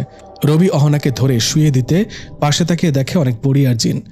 রবি তাদের দিকে চোখ দিতেই সবাই মাথা নিচু করে রবিকে সম্মান জানালো। রবি তাদের সামনে গিয়ে দেখে 2 জন জিন মাটিতে আহত হয়ে আছে। তাদের মাথা দিয়ে অনেক নীল রক্ত বের হচ্ছে। রবি বুঝতে বাকি নেই যে এরা হলো সেই জিন যারা তাকে মারতে এসেছিল আর অহনা যাদের মেরে রক্তাক্ত করে ফেলে রেখেছে। রবি তাদের দিকে ভয়ানক দৃষ্টিতে তাকিয়ে রইল। বেশ কিছু সময় পর তারা 2 জন ছাই হয়ে অদৃশ্য হয়ে গেল। পাশে থেকে এক সৈন্যদল বলে উঠল, এই 2 জন মারা গেছে, তাই তারা অদৃশ্য হয়ে গেল। অহনাকে বিছানায় কষ্ট পেতে দেখে রবি তাড়াতাড়ি অহনার কাছে আসলো। অহনাকে স্পর্শ করতে বাকি জিনদের দেখতে পেল না।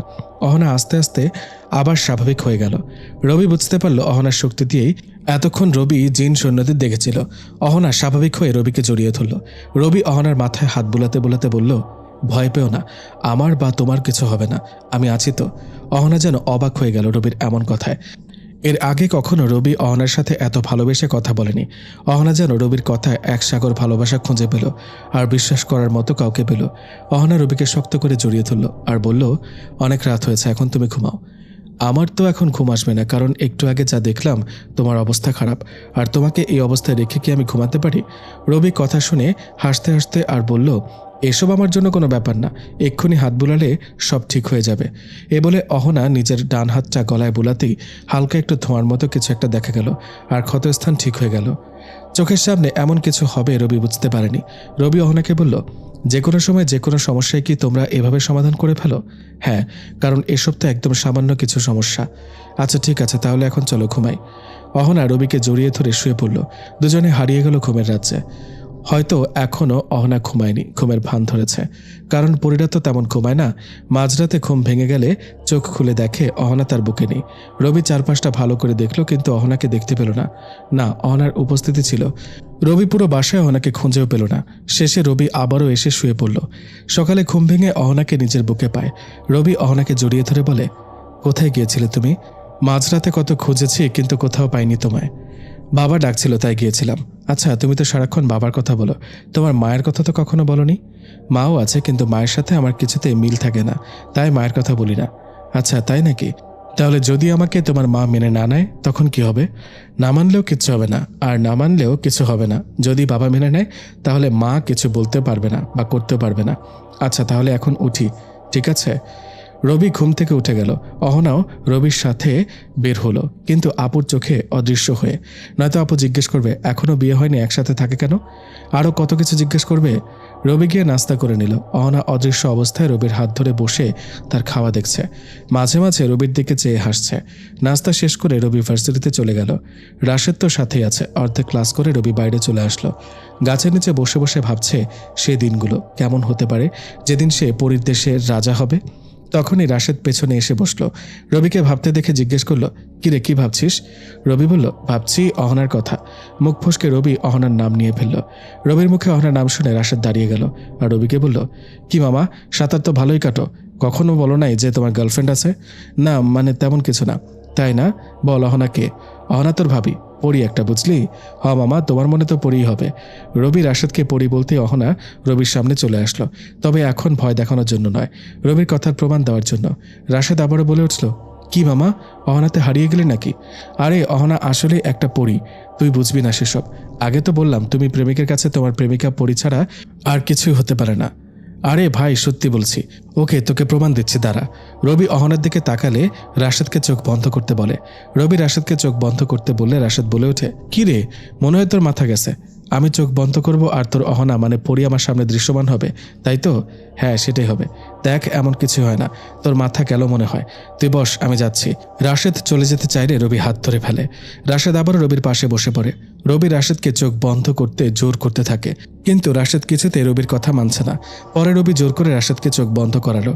চারপাশে হালকা বাতাস যেন ধীরে ধীরে গতি বেড়ে যাচ্ছে। গাছের পাতা যেন ছিঁড়ে পড়ছে। রাশেদ গায়ের উপর হালকা বিদ্যুৎ চমকানোর আওয়াজ রাশেদের কানে বাজছে। অসময়ের রোদ এসে যেন পড়ল রাশেদের গায়ে। তখন রাশেদ চোখ খুলল।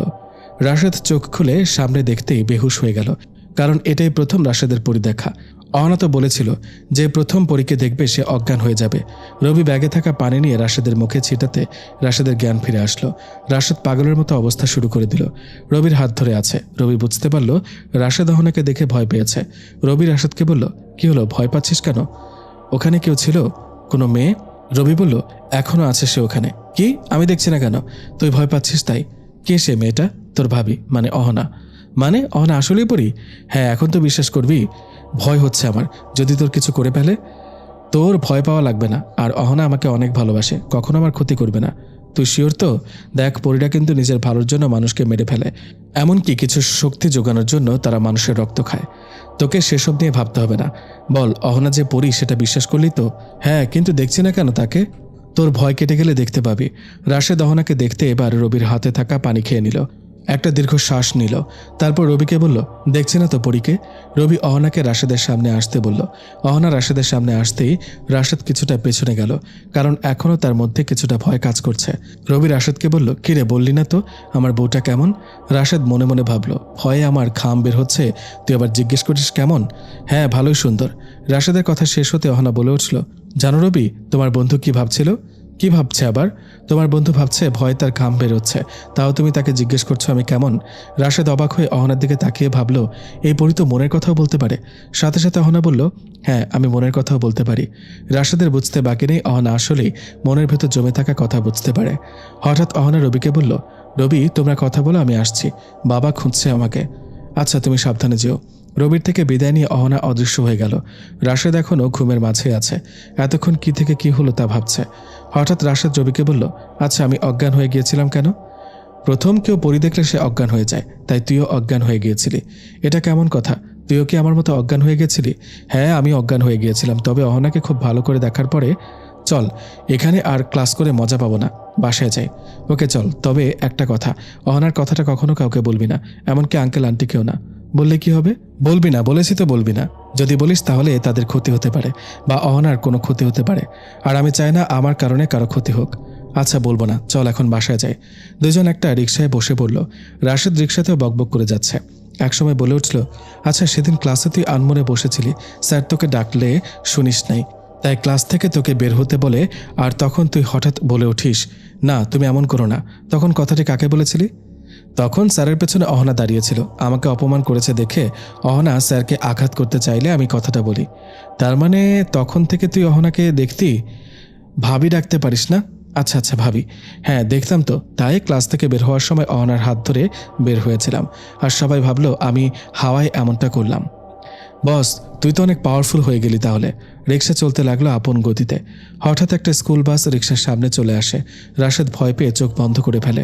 রবিও ভয় পেয়ে যায় আর চোখ বন্ধ করে ফেলে, কিন্তু অহনার কথা ভাবতে থাকে। হঠাৎ রবি চোখ খুলে দেখতে পায় পুরো বাস তাদের মাথার উপর দিয়ে উড়ে গেল। বাসটা অহনার হাতে। অহনা আস্তে করে বাসটা রাস্তায় বসিয়ে দিল। কারো কোনো ক্ষতি হয়নি, কিন্তু সবাই ভয় পেয়ে আছে। রবি রিক্সা থেকে নেমে দৌড়ে অহনার কাছে গেল আর অহনাকে বলল, তুমি ঠিক আছো তো? আমি ঠিক আছি, তোমার কিছু হয়নি তো? না, আমার কিছু হয়নি, তবে একটু ভয় পেয়েছিলাম। ওকে, আর ভয় পেতে হবে না, তুমি একটু অপেক্ষা করো, সব বাচ্চাদের ভয় দূর করে দিচ্ছি।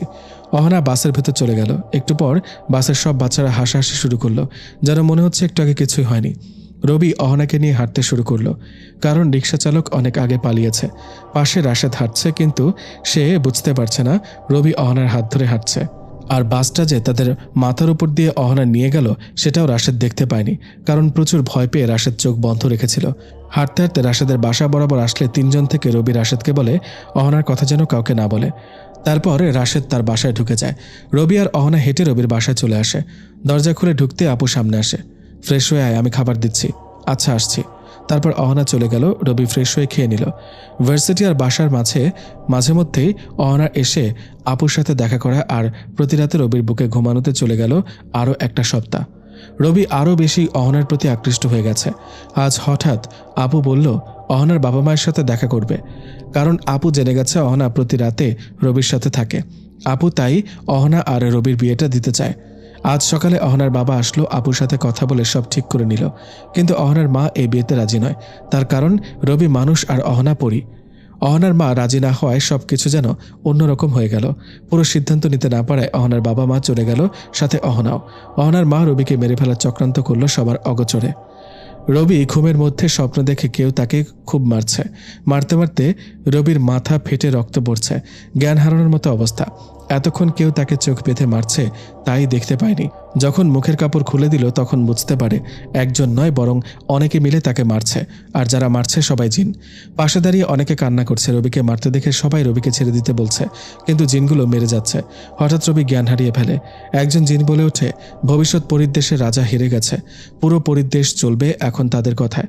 পাশে কান্না করা জিন আর পরিগুলো রবিকে হার না মানতে বলেই যাচ্ছে। রবি হার মানলে পুরো পৃথিবীর রাজ্য ধ্বংস হয়ে যাবে। রবি ব্যথায় চিৎকার করছে। রবির চিৎকার শুনে পাশের রুম থেকে আপু চলে এলো। দরজা খুলে দেখে রবি ঘুমের মধ্যে চিৎকার করছে। আপু রবিকে হালকা ধাক্কা দিয়ে ডাকতেই সে লাফিয়ে ওঠে। ঘুম ভেঙে যায় তার। আপু জিজ্ঞেস করে, এত চিৎকার কেন করছে? তখন রবি স্বপ্নের কথাগুলো আপুকে বলে। আপু এত চিন্তা না করতে বলে। ভার্সিটিতে যাচ্ছে রবি আর রাশেদ। হঠাৎ রিক্সা থেমে গেল। রিক্সাওয়ালা অনেক অবাক হয়ে গেল। সে তো রিক্সা থামায়নি, তাহলে রিক্সা থেমে গেল কেন? রিক্সার চারপাশে তাকিয়ে দেখে কোনো কিছুর সাথে চাক্কা আটকে গেল নাকি, কিন্তু সেখানেও কিছু দেখল না। রিক্সাওয়ালা আবার রিক্সা টানতে টানতে রিক্সা বিন্দু পরিমাণও নড়াচড়া করছে না। রাশেদ রবির দিকে তাকিয়ে রইল, কারণ রাশেদ যা দেখে না তা তো রবি দেখে। হঠাৎ রাশেদ রবিকে উপরের দিকে উঠতে দেখে ভয় পেল। হঠাৎ করেই আবার রবি অদৃশ্য হয়ে গেল। কেউ তার মুখ বেঁধে কোথাও নিয়ে গেছে। রবি বুঝতে পারল নিশ্চয়ই কোনো জিন বা পরী তাকে তুলে নিয়ে আসছে। রবির মুখে স্বপ্নের মতো কাপড় দিয়ে বাঁধছে। একটু পর কাপড় খুললে অহনার মাকে সামনে দেখতে পায়। রবি বুঝতে পারল অহনার মা তাকে তুলে নিয়ে আসছে। রবি অহনার মাকে দেখে বলল, আপনি আমাকে তুলে নিয়ে এসেছেন? হ্যাঁ, আমি তুলে এনেছি, আর তোমাকে এখানেই মেরে ফেলবো। আমার মেয়ের জীবন থেকে তোমাকে সরিয়ে দেব। আন্টি কি বলছেন এসব? অহনা আমাকে ভালোবাসে, আর আমিও তাকে ভালোবাসি। আপনি কেন মেনে নিচ্ছেন না আমাদের? কারণ আমার ইচ্ছা ছিল আমার ভাইয়ের ছেলের সাথে অহনার বিয়ে দেব, কিন্তু তোমার কারণে সেটা হচ্ছে না। তুমি না থাকলে অহনা আমার ভাইয়ের ছেলেকে বিয়ে করবে। আমি বেঁচে থাকতে অহনাকে অন্য কারো হতে দেব না, তাই তো তোমাকে মেরে ফেলবো। অহনার মা কিছু একটা ইশারা করতে রবি বুঝতে পারল তার গলায় খুব ধারালো কিছু দিয়ে আঘাত করা হয়েছে। হঠাৎ রবি পড়ে গেল, তার গলা দিয়ে প্রচুর রক্ত বের হচ্ছে। চোখ বন্ধ হতে হতে রবি খেয়াল করলো অহনা তার দিকে দৌড়ে আসছে, আর কেউ তাকে ধরে ফেলছে। অহনা খবর পেয়ে ছুটে আসে রবিকে তার মায়ের হাত থেকে বাঁচাতে, কিন্তু এসে দেখে রবির গলায় অদৃশ্য বস্তু দিয়ে আঘাত করেছে, যার কারণে রবির গলা দিয়ে রক্ত বের হচ্ছে, আর রবি মাটিতে পড়ে যাচ্ছে। অহনা চিৎকার করে রবিকে ডাকছে, কিন্তু রবি অজ্ঞান হয়ে গেল। অহনা চিৎকার করতে করতে বেহুশ হওয়ার মতো অবস্থা, কিন্তু তাকে আটকে রাখছে তার মায়ের জিনগুলো। হঠাৎ রবি একটা দীর্ঘশ্বাস ফেলল। নিস্তব্ধ হয়ে গেল তার পুরো শরীর। অহনা চিৎকার করেও কোনো লাভ হয়নি। রবিকে যখন পাবো না তখন নিজের জীবন রেখেও কোনো লাভ নেই, এই বলে অহনা নিজের গলায় অদৃশ্য এক ধারালো অস্ত্র দিয়ে আঘাত করে সাথে সাথে অহনা অজ্ঞান হয়ে যায়। এদিকে রবির লাল রক্তে পুরো মাটি ভিজে যায়, আর অহনার নীল রক্ত মাটিতে গড়িয়ে পড়ছে। একসময় অহনার রক্ত রবির রক্তের কাছাকাছি চলে যায়। হঠাৎ চারপাশে কাঁপা শুরু হয়ে যায়। পরীর দেশ কেঁপে ওঠায় সবাই ভয় পেয়ে যায়। অহনার বাবা বুঝতে পারে খুব বড় একটা বিপদ হতে যাচ্ছে। অহনার বাবা এসে দেখে রবি আর অহনা মাটিতে পড়ে আছে, আর অহনার মা পাশে দাঁড়িয়ে আছে নিস্তব্ধ হয়ে। মেয়ের এমন কাজ দেখে অহনার মা শক খেল। অহনার বাবা তাড়াতাড়ি অহনার কাছে এসে দেখে অহনা মৃত্যুর সঙ্গে লড়াই করছে, হয়তো মারা গেছে। অহনার নীল রক্ত রবির লাল রক্তের সাথে মিশে পুরো পরীর রাজ্য এক বিকট শব্দ হলো। সাথে সাথে পরীর রাজ্যের চারপাশে বড় বড় ফাটল ধরতে শুরু করলো। অহনার মা হঠাৎ অজ্ঞান হয়ে মাটিতে পড়ে গেল। চারপাশে পরীর দেশে কাঁপা শুরু করলো। ফাটল ধরল তো অনেক আগেই। অহনার বাবা কি করবে এখন বুঝতে পারছে না। একদিকে নিজের মেয়ে মৃত্যুসজ্জায়, অপরদিকে রবি নিস্তব্ধ হয়ে গেল। তারপর পরীর রাজ্য ধ্বংস হয়ে যাচ্ছে। হঠাৎ অহনার বাবার মনে পড়ল পাশের রাজ্যের একটা জিনের কথা। সবার থেকে বেশ বয়স্ক আর বুদ্ধিমান খুব। রাজ্যের বিভিন্ন সমস্যা সে সমাধান করতে পারে।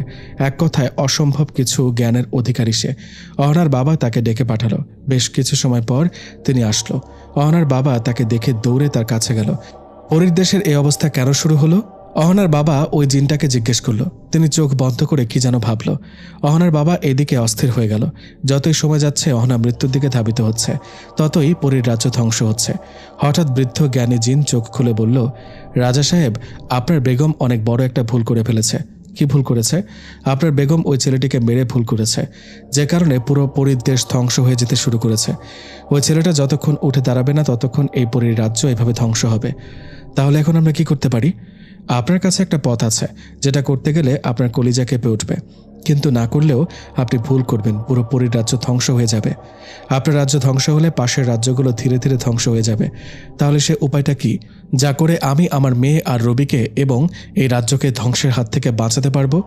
আপনার বেগমকে মৃত্যুদণ্ড দিতে হবে। তার অপরাধের এই শাস্তি না হলে ধ্বংস অনিবার্য।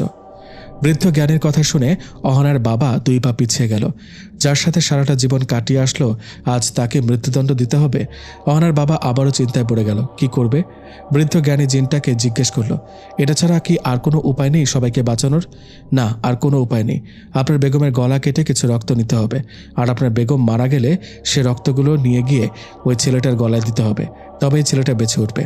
আর ছেলেটা এখন মানুষ হলেও এই কাজ করার পরে ছেলেটা অর্ধেক মানুষ আর অর্ধেক জিন হয়ে যাবে। আর ছেলেটা বেঁচে গিয়ে আপনার মেয়েকে বাঁচাতে চাইলে তবেই বাঁচাতে পারবে, এর আগে কিছু সম্ভব নয়। অহনার বাবা চারদিকে তাকিয়ে দেখে সবাই অহনার মায়ের মৃত্যু কামনা করছে। সবাই বলছে এই রাজ্যকে বাঁচাতে নিজের মনে পাহাড় সমান কষ্ট নিয়ে সবাইকে বাঁচানোর জন্য অহনার মায়ের মৃত্যু আদেশ দিল। কিছু পরই অহনার মায়ের জ্ঞান ফিরালো, তার মৃত্যুর জন্য প্রস্তুত হতে বলল। অহনার মা অহনাকে দেখে নিজে থেকে অনুতপ্ত হলো, চোখের পানি ছেড়ে দিল। অহনার মায়ের মুখে কাপড় বেঁধে দিল, চোখগুলো একদম বন্ধ করে দিল যাতে কিছু দেখতে না পায়। গর্দান নিচু করল। আদেশ পাওয়ার সাথে সাথে একটা পরী অহনার মায়ের গলায় বিশাল এক চাকু দিয়ে আঘাত করল। অহনার মায়ের গলা দিয়ে নীল রক্ত পড়ছে দেখে অহনার বাবা অজ্ঞান হয়ে গেল। বাকি কাজ শেষ করতে বৃদ্ধ এগিয়ে গেল। অহনার মায়ের গলা থেকে কিছু রক্ত নিজের বাম হাতে নিল। কিছুক্ষণের মধ্যে অহনার মা মারা গেল। বৃদ্ধ নিজের হাতে নেওয়া রক্ত রবির গলায় দিতে সেখানে থাকা পুরো মাটির ঝাঁকুনি দিয়ে কেঁপে উঠল। হঠাৎ পুরো জায়গায় 1 হাত মতো নিচে গিয়ে ধাক্কা খেল। বৃদ্ধ একটা পরীকে পানি আনতে বলল। নিজের হাতটা ধুয়ে রবির পাশে বসে কি যেন পড়া শুরু করলো। একটু পর রবির পায়ের আঙুল নড়ে উঠলে সবাই বুঝতে পারে এই রাজ্য ধ্বংসের হাত থেকে বেঁচে যাবে। সবাই চারপাশে ঘিরে রবির দিকে তাকিয়ে থাকে। এই রাজ্য বাঁচানো এখন পুরো তার হাতে। একটু পর রবির হাত নড়ে ওঠে। বৃদ্ধ গিয়ে রবির কানে কানে কি যেন বলে। আস্তে আস্তে রবি চোখ খুলে।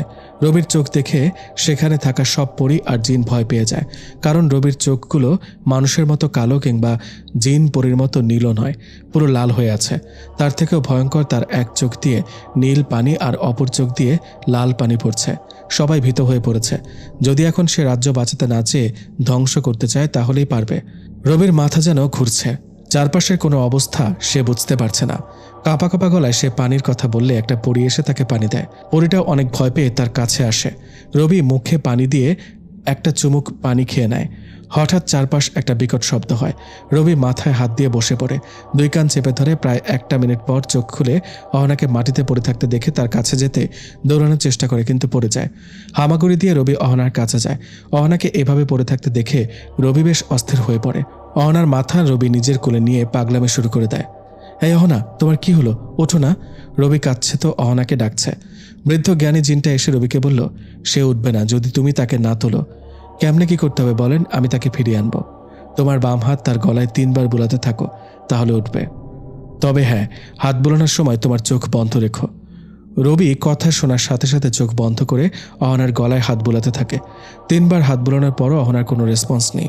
রবি চিৎকার করে অহনাকে নিজের বুকে জড়িয়ে ধরে। পাশে বৃদ্ধ বলে ওঠে, এভাবে কিছু হবে না, তুমি আগে শান্ত হও। তোমার হাতটা আগে তোমার গলায় বুলাও, চোখ বন্ধ করে। আগে তুমি ঠিক হলে তারপর হয়তো সে ঠিক হবে। রবি চোখ বন্ধ করে নিজের গলায় হাত বুলাতে একটু ধোয়ার মতো কিছু বের হলো। রবির গলা ঠিক হয়ে গেল। রবি একইভাবে চোখ বন্ধ করে অহনার গলায় হাত বুলাতে লাগলো, কিন্তু অহনা তো ওঠার কোনো নাম নেই। বৃদ্ধ জ্ঞানী জিনকে রবি বলল, কি করতে বলছেন আপনি? অহনা তো উঠছে না। আর একটা কাজ করতে পারো, তাড়াতাড়ি বলুন সেটা কি? তোমার হাত কাটতে হবে। হাত থেকে বের হওয়া রক্ত নিয়ে তোমার হাতের মুঠোয় নিয়ে অহনার গলায় সে রক্ত লাগিয়ে দাও, তাহলে আশা করি অহনা বেঁচে উঠবে। রবি নিজের হাত কেটে অহনার গলায় দিল, কিন্তু অহনা উঠছেই না। রবি চিৎকার করে কাঁদছে। হঠাৎ রবির চোখের জল অহনার মুখে পড়তেই অহনা আটকে থাকা এক দীর্ঘশ্বাস ফেলল। রবি আবারও অহনার গলায় নিজের রক্তমাখা হাত বুলালে অহনা আস্তে আস্তে চোখ খুলে। রবি চিৎকার করে অহনাকে নিজের বাহু ডোরে আবদ্ধ করে নেয়। অহনা আরেকটু ভালো হয়ে গেলে রবির দিকে অবাক নয়নে মুগ্ধ চাহনিতে তাকিয়ে থাকে। হঠাৎ একটা পরী এসে বলল, অনেক বেশি ফাটল ধরেছে রাজ্যে, তাড়াতাড়ি কিছু না করলে এই রাজ্য ধ্বংস হয়ে যাবে। অহনা বুঝতে পারছে না কি করবে। পাশে বাবা অজ্ঞান হয়ে পড়ে আছে। অহনা তাড়াতাড়ি তার বাবার জ্ঞান ফেরালো। অহনার বাবা চারপাশে তাকিয়ে দেখে ফাটলগুলো আগের থেকে বড় বড় হয়ে গেছে। অহনার বাবা দৌড়ে গিয়ে একটা মশাল নিয়ে আসলো। রবি আর অহনা সেখানেই দাঁড়িয়ে রইল। অহনার বাবা মশালটা এনে হাঁটু গেড়ে রবির সামনে বসে পড়ল। মশালটা রবির দিকে ধরে বলল, আজ এই মুহূর্ত থেকে এই পরীর রাজ্যের রাজা হিসেবে তোমাকে নিজের সব শক্তি আমি তুলে দিলাম। এই রাজ্যের রাজা এখন তুমি। তোমার রাজ্যকে বাঁচানোর দায়িত্ব তোমার। নাও এই মশালটা, আর বাঁচিয়ে নাও ধ্বংসের হাত থেকে তোমার দেশকে। রবি জানে না মশালটার কি কাজ আর কি করতে হয় সেটা দিয়ে। তাও কাঁপা কাঁপা হাতে রবি অহনার বাবার হাত থেকে মশালটা নিতে চারপাশে বাতাস যেন কয়েক গুণ গতিশীল হয়ে উঠল। পরীর দেশে আরও একবার ঝাঁকুনির সৃষ্টি হলো। হঠাৎ রবির শরীরের কেমন যেন পরিবর্তন হতে শুরু করলো। আগের থেকে শক্তি যেন কয়েক গুণ বেশি মনে হচ্ছে। অহনার বাবা রবিকে বলল, এই পরীর রাজ্য বাঁচাতে চাইলে রবিকে সে মশাল দিয়ে একটা মাটিতে আঘাত করতে। রবি মশালটা উপরে তুলতেই আকাশে এক বিকট শব্দ হলো। সাথে সাথে রবি মশালটা দিয়ে মাটিতে সজোরে আঘাত করলো। ফাটল ধরা মাটিগুলোর সাথে সাথে কেমন যেন জোড়া লাগতে শুরু করলো। অহনার মুখে হাসি ফুটে উঠল। রবি অহনাকে বলল, তুমি ঠিক আছো তো? হ্যাঁ, আমি ঠিক আছি। অহনা ভালো করে রবির চোখের দিকে তাকাতেই রবির চোখের সাথে অহনার চোখের মধ্যে এক অদৃশ্য কানেকশন হলো। সাথে সাথে রবির চোখ দিয়ে জল পড়তে শুরু করলো। প্রথম জলের ফোঁটা মাটিতে পড়তেই সাথে সাথে আগুন ধরে গেল। হঠাৎ রবি অজ্ঞান হয়ে গেল, আর অহনার দিকে চোখ পড়তেই অহনা রবিকে ধরে ফেলল। অহনা রবিকে ধরে নিজের রুমে নিয়ে গেল। অহনার রুমের চারপাশটা বেশ সাজানো, আর সেখানে ছোট ছোট ফুলের গাছ। গাছগুলো ফুলে ভরে আছে। অহনা রবির মুখে পানি দিয়ে জ্ঞান ফেরালো। রবি জ্ঞান ফিরে অপূর্ব এক রুমে নিজেকে আবিষ্কার করে। পাশে তাকিয়ে দেখে অহনা বসে আছে। এদিকে রাশেদ আর ভার্সিটিতে না গিয়ে রবির বাসায় চলে গেল। রবির সাথে ঘটে যাওয়া সব ঘটনা রাশেদ আপুকে বলল। রাশেদের কথা শুনে আপু বেশ চিন্তিত হয়ে গেল। কি করবে আপু বুঝতে পারছে না। তাও কোনো উপায় আছে কিনা দেখতে ভয়ে ভয়ে রবির রুমে গেল। চারপাশটা দেখছে কিছু পায় কিনা, কিন্তু তেমন কিছু দেখা যাচ্ছে না। হঠাৎ আপুর মনে হলো, রবি তো অহনাকে ডাকলে শুনতো, তাহলে আমি ডাকলেও শুনবে। এই ভেবে আপু অহনাকে ডাকতে লাগলো। প্রায় 3 বার ডাকার পরে অহনার কানে পৌঁছালো। আপু ডাকছে আর চারপাশে দেখছে, কখন আসবে সে অপেক্ষা করছে। এদিকে অহনা শুনতে রবিকে বলল, রবি, আপু ডাকছে। আমি এখানে আসার পর থেকে এখানকার এই সময় পর্যন্ত কতক্ষণ হবে? অহনা ভেবে বলল, হবে 4 ঘন্টার মতো। তাহলে তো কোনো সমস্যা নেই, চলো পৃথিবীতে যাই। আপু নিশ্চয় অনেক চিন্তা করছে। ওকে চলো। তবে একটা কথা, মাথা নিচু করে বলল। কি কথা? তুমি এখন পুরোপুরি মানুষ কিংবা জিন নয়। মানে? তোমাকে বাঁচাতে গিয়ে তুমি অর্ধেক মানুষ আর অর্ধেক... কি? এটা কি করলে তুমি? আমি কিছু করিনি, তোমাকে বাঁচাতে এটা করতে হলো। তাহলে এখন কি হবে? কিচ্ছু হবে না, তুমি যেমন ইচ্ছে তেমন চলতে পারবে। মানুষের মতো চাইলে মানুষের মতো, পরীর দেশের রাজার মতো চাইলেও চলতে পারবে। সেটা তোমার ইচ্ছে। কিভাবে কি করব তা তো আমি জানি না। চিন্তা করো না, সেসব আমি তোমাকে বলে দেব। আর এসব জিনিস তুমি নিজে থেকে করতে পারবে যদি চেষ্টা করো তো। ওকে, তাহলে তুমি আমাকে কিছু থিওরি বলে দাও, যাতে আমি পৃথিবীতে চলতে কোনো সমস্যা না হয়। অহনা রবিকে বেশ কিছু উপায় বলে দিল। তারপর রবি আর অহনা পৃথিবীতে আসতে শুরু করলো। আপু আর রাশেদ এখনও রবির রুমে দাঁড়িয়ে আছে। হঠাৎ আপুর সামনে রবি আর অহনা দৃশ্যমান হলো। রবিকে দেখার সাথে সাথে আপু কয়েক পা পিছিয়ে গেল, কারণ রবির শরীরের বেশ পরিবর্তন এসেছে। গঠনমূলক অবস্থার পরিবর্তন ঘটেছে। আপু রবি থেকে এমন পরিবর্তনের কারণ জানতে চাইলে রবি চুপ করে আছে। আপু বারবার জোর করতে লাগলো। তারপর অহনা বলে দিল রবিকে রিক্সা থেকে উঠিয়ে নিয়ে যাওয়া থেকে এখানে আসা পর্যন্ত রবির সাথে ঘটে যাওয়া সব কথা অহনা আপুকে বলল। আপু অহনার কথা শুনে বেশ চিন্তিত হয়ে গেল। রবি সাধারণ মানুষ না হলে তো পৃথিবীতে সে থাকতে পারবে না, আর পৃথিবী থেকে চলে গিয়েও তো তার উপর অনেক দায়িত্ব। সবকিছু ভেবে আপু সিদ্ধান্ত নিল যা হয় ভালোর জন্যই হয়। রবি যে কোনো সময় চাইলে তো পৃথিবীতে আসতে পারে, আবার পুরো পরীর দেশেও পরিচালনা করতে পারে। তাহলে রবিকে যেতে দেওয়া উচিত। আপু রবি আর অহনার বিয়েটা দিয়ে দিতে চাইল। অহনার বাবার সাথে দেখা করলো। কোনো আয়োজন ছাড়া বিয়েটা হয়ে গেল। পৃথিবীতে কোনো আয়োজন না হলেও পরীর দেশে বিরাট আয়োজন হলো। রবি ক্ষমতার বসার পর চারদিকে তার শত্রুর সংখ্যা বাড়তে লাগলো। বিভিন্ন জিন মিলে তাকে মেরে ফেলার চক্রান্ত করতে লাগলো। বিয়ের প্রায় মাসখানেক পরে রবি আর অহনা রাজ্য ঘুরে দেখার সিদ্ধান্ত নিল। সারাদিন বিভিন্ন স্থানে অহনাকে নিয়ে ঘুরে বিকেলে চলে এলো। রাতে ঘুমাতে চলে গেল। হঠাৎ স্বপ্ন দেখে কোনো রাজ্যের সাথে তার রাজ্যের যুদ্ধ শুরু হয়েছে। যুদ্ধের মূল কারণ কোনো মানুষকে তারা পরীর দেশের রাজা হিসেবে মানতে পারছে না। রবির রাজ্যের সবাই রবিকে মন থেকে মেনে নিলেও পাশের রাজ্যের কেউ মেনে নিতে পারেনি। তাদের মনে ভয় ছিল, কারণ আগে বলা ছিল পরীর রাজ্যের সব রাজ্য একজন মানুষের হাতে চলে যাবে, তাই সবাই ভয় পাচ্ছে। হঠাৎ রবির ঘুম ভেঙে যায়। তাকিয়ে দেখে পাশে অহনা নেই। বাইরের দিকে তাকিয়ে দেখে অহনা আকাশ দেখছে। পরীদের তেমন ঘুমাতে হয় না, তাই অহনা আকাশ দেখে প্রায় রাতে। রবি অহনাকে ডেকে পাশে বসালো। স্বপ্নের কথা অহনাকে বলতে সে বুঝতে পারে শীঘ্রই যুদ্ধ শুরু হবে। তাও রবিকে তেমন কিছু না বলে শান্ত করে। এর আগে অহনার বাবা এমন স্বপ্ন দেখেছিল, আর যুদ্ধও হলো। সেই হিসেবে এবার যুদ্ধ হবে, সেটা অহনা নিশ্চিত। অহনা রবির কাঁধে হাত দিল আর চিন্তা না করতে বলল। পরদিন সকালে অহনা সেনাপতিকে সৈন্য প্রস্তুত করতে বলল। রাজ্যের সবাই ভয় পেয়ে গেল। অহনা হুঁশিয়ারি দিল, কেউ তাদের রাজ্যে আক্রমণ করতে চাইলে তারাও ছাড় দেবে না, বরং যারা এই রাজ্য আক্রমণ করবে তাদের রাজ্য দখল করব। অহনার এমন হুঁশিয়ারি যেন সবার জন্য বিপদ হয়ে দাঁড়ালো। জলপরীর রাজা অহনার এমন হুঁশিয়ারিতে ক্ষেপে গিয়ে তারাও সৈন্য প্রস্তুত করতে বলল, আর রবির রাজ্য আক্রমণ করার সিদ্ধান্ত নিল। রবির কানে এই খবর পৌঁছালে সেও যুদ্ধের জন্য প্রস্তুতি নেয়। কখন যে যুদ্ধ শুরু হয় তা কেউ বুঝতে পারে না। হাজারো চিন্তা মাথায় নিয়ে অহনা আর রবি রাতে ঘুমাতে গেল। রবি অহনাকে বলল, আচ্ছা, জিনপরীদের সব থেকে দুর্বল দিক কোনটা? মানে যেটা দ্বারা তারা দুর্বল হয়ে যুদ্ধে পরাজয় মেনে নেবে? খুব বেশি নয়, মাত্র একটা দুর্বল দিক আছে, আর তা হলো শত্রুর হাত থেকে তালোয়ার ফেলে দেওয়া। আমি বুঝতে পারছি না এটা কেমন কথা। চাইলে তো সে তালোয়ার আবার উঠিয়ে যুদ্ধ করতে পারে। না, পারবে না, কারণ কারো তালোয়ার হাত থেকে একবার পড়ে গেলে তালোয়ারটি নষ্ট হয়ে যায়, মানে মাটিতে পড়ার সাথে সাথে মাটিতে মিশে যায়, আর তাই আর উঠাতে পারে না। রবি বলল, যুদ্ধে কি সবাইকে যেতে হয়?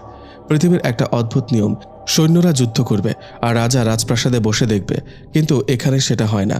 রাজা যতক্ষণ যুদ্ধে যাবে না ততক্ষণ সৈন্যরা যুদ্ধ করবে না। রবি বলল, তার মানে রাজাকে যুদ্ধক্ষেত্রে অবশ্যই থাকতে হবে। হ্যাঁ, আর একটা কথা, সেটা হচ্ছে শত্রুপক্ষের কোনো সৈন্য রাজার গায়ে হাত তুলতে পারবে না। সৈন্য লড়াই করবে সৈন্যের সাথে, সেনাপতি লড়াই করবে সেনাপতির সাথে, আর রাজা লড়াই করবে রাজার সাথে। তার মানে যদি যুদ্ধ হয় তাহলে আমাকে যুদ্ধক্ষেত্রে যেতে হবে? হ্যাঁ, তাহলে তো আমাকে বিভিন্ন যুদ্ধের কৌশল জানতে হবে। সেনাপতি সেটা তোমাকে শেখাবে। কাল তুমি সেনাপতির থেকে সেসব শিখে নিতে পারবে চাইলেই। পরের দিন রবি সেনাপতির কাছ থেকে পরিদেশের যুদ্ধের বিভিন্ন কলা কৌশল শিখে নিল। বিকেলের দিকে রবি আর অহনা বসে আছে। হঠাৎ সেনাপতি এসে খবর দিল, রবির রাজ্যের কিছু অংশ জলপরীর দেশের রাজা আক্রমণ করছে। অনেক সৈন্য মারা গেছে। খবর পাওয়ার সাথে সাথে রবি দাঁড়িয়ে গেল। অহনা সেনাপতিকে সেখানে থাকতে বলে রবিকে রুমে নিয়ে গেল। রবিকে দাঁড় করিয়ে রেখে অহনা মনে মনে কি যেন পড়া শুরু করলো। হঠাৎ চারপাশে অন্ধকার হতে লাগলো। হঠাৎ বিদ্যুৎ চমকানোর সাথে সাথে অহনা আকাশের দিকে হাত তুলতেই একটা মশাল অহনার হাতে চলে আসলো। সেটা নিয়ে অহনা রবির সামনে বসে পড়ল। রবির দিকে মশাল ধরে বলল, এই মশাল পৃথিবীর সব থেকে শক্তিশালী মশাল। এটা দিয়ে যে কোনো কাজ সম্ভব, সাবধানে রেখো এটা। রবি অহনার হাত থেকে মশালটা নিল। রবি মশালটা হাতে নিতেই তার শরীর কাঁপতে লাগলো। হঠাৎ তার শরীর থেকে অনেক ঘাম বের হতে শুরু করলো। হঠাৎ মশালটা রবিকে মাটি থেকে আলাদা করে ফেলছে। অহনার সাথে সাথে রহস্যময় এক অদ্ভুত হাসি দিল। রবি সে হাসির মানে বুঝতে পারল না। হঠাৎ রবি খুব জোরে মাটিতে পড়ে গেল আর মশালটা অদৃশ্য হয়ে কোথাও হারিয়ে গেল।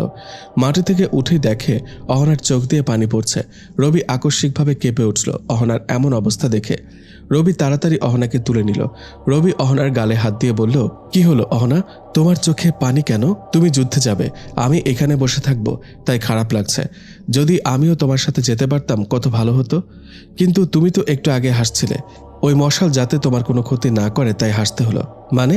ওই মশাল বাবা আমাকে দিয়েছিল, আর দেওয়ার পরে আমার দিকে তাকিয়ে একটা রহস্যময় হাসি দিয়েছিল।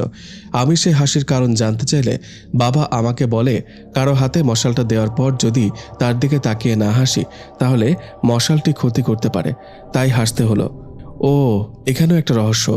আচ্ছা, তুমি চিন্তা করো না, যুদ্ধের মাঠে কেউ আমাকে পরাজিত করতে পারবে না। রবি অহনাকে অনেকক্ষণ বুঝিয়ে অহনার কান্না থামালো। রবি রাজপ্রাসাদ থেকে বের হতে গিয়ে আবারও ফিরে আসলো। সোজা অহনাকে গিয়ে জড়িয়ে ধরল। অহনার কানে কানে শুধু বলল, ভালোবাসি। তারপর রবি সেনাপতির সাথে চলতে লাগলো। যেখানে জলপরীর দেশের রাজা আক্রমণ করছে, রবি আর সেনাপতি সেখানে চলে গেল। রবি সেনাপতিকে বলল জলপরীর রাজার সাথে কথা বলবে। রবির আদেশ পেয়ে সেনাপতি জলপরীর রাজাকে খবরটা দিল। জলপরীর রাজা রবির সাথে কথা বলতে রাজি হলো, কিন্তু সেখানেও জলপরীর রাজা চালাকি করল। রবির সাথে কথা বলার সময় যদি পারে রবিকে মেরে ফেলবে। রবি আর জলপরীর রাজা একটা তাঁবুর নিচে বসল। রবি চাচ্ছে যুদ্ধ না করে সমাধান করতে। কেন আপনি যুদ্ধ করতে মরিয়া হয়ে গেছেন? কারণ আমরা কোনো মানুষকে পরীর দেশের রাজা মানতে পারবো না। কেন পারবেন না? মানুষ কি শাসন করতে জানে না? জানে কি জানে না, কিন্তু আমরা মানতে পারবো না। তাহলে এখন কি করতে হবে? আপনাকে আপনার দেশে ফিরে যেতে হবে। আর যদি ফিরেও যায় তাহলে পরীর দেশ শাসন করবে কে? সেটা আমরা পরে দেখে নেব। আপনার সেসব নিয়ে ভাবতে হবে না। আমার রাজ্যের সবাই খুশি আমাকে রাজা হিসেবে পেয়ে। তাতে আপনার ক্ষতি হচ্ছে কেন আমি বুঝি না। কারণ আমরা পড়েছি মানুষ পরীর দেশের রাজা হলে পুরো সবকটা পরীর রাজ্য তার রাজত্বে চলে যাবে। রবি বলল, যদি আপনি আপনার সৈন্য নিয়ে এখান থেকে চলে না যান তাহলে বড় ক্ষতি হবে আপনার, এবং আপনার রাজ্য আগে আমার দখলে আসবে। হুমকি দিচ্ছেন? হুমকি আমি দিই না, সতর্ক দিলাম। আপনার সময় 1 মিনিট। এই সময়ের মধ্যে আপনি আপনার সব সৈন্য নিয়ে চলে যাবেন, আর না হলে বুঝতেই পারছেন কি হতে পারে। আমিও দেখি এক মানুষ হয়ে আরেক পরীর রাজ্যের রাজার সাথে কিভাবে গলা উঁচু করে কথা বলে। জলপরীর রাজা রেগে গিয়ে রবির দিকে তলোয়ার ধরল।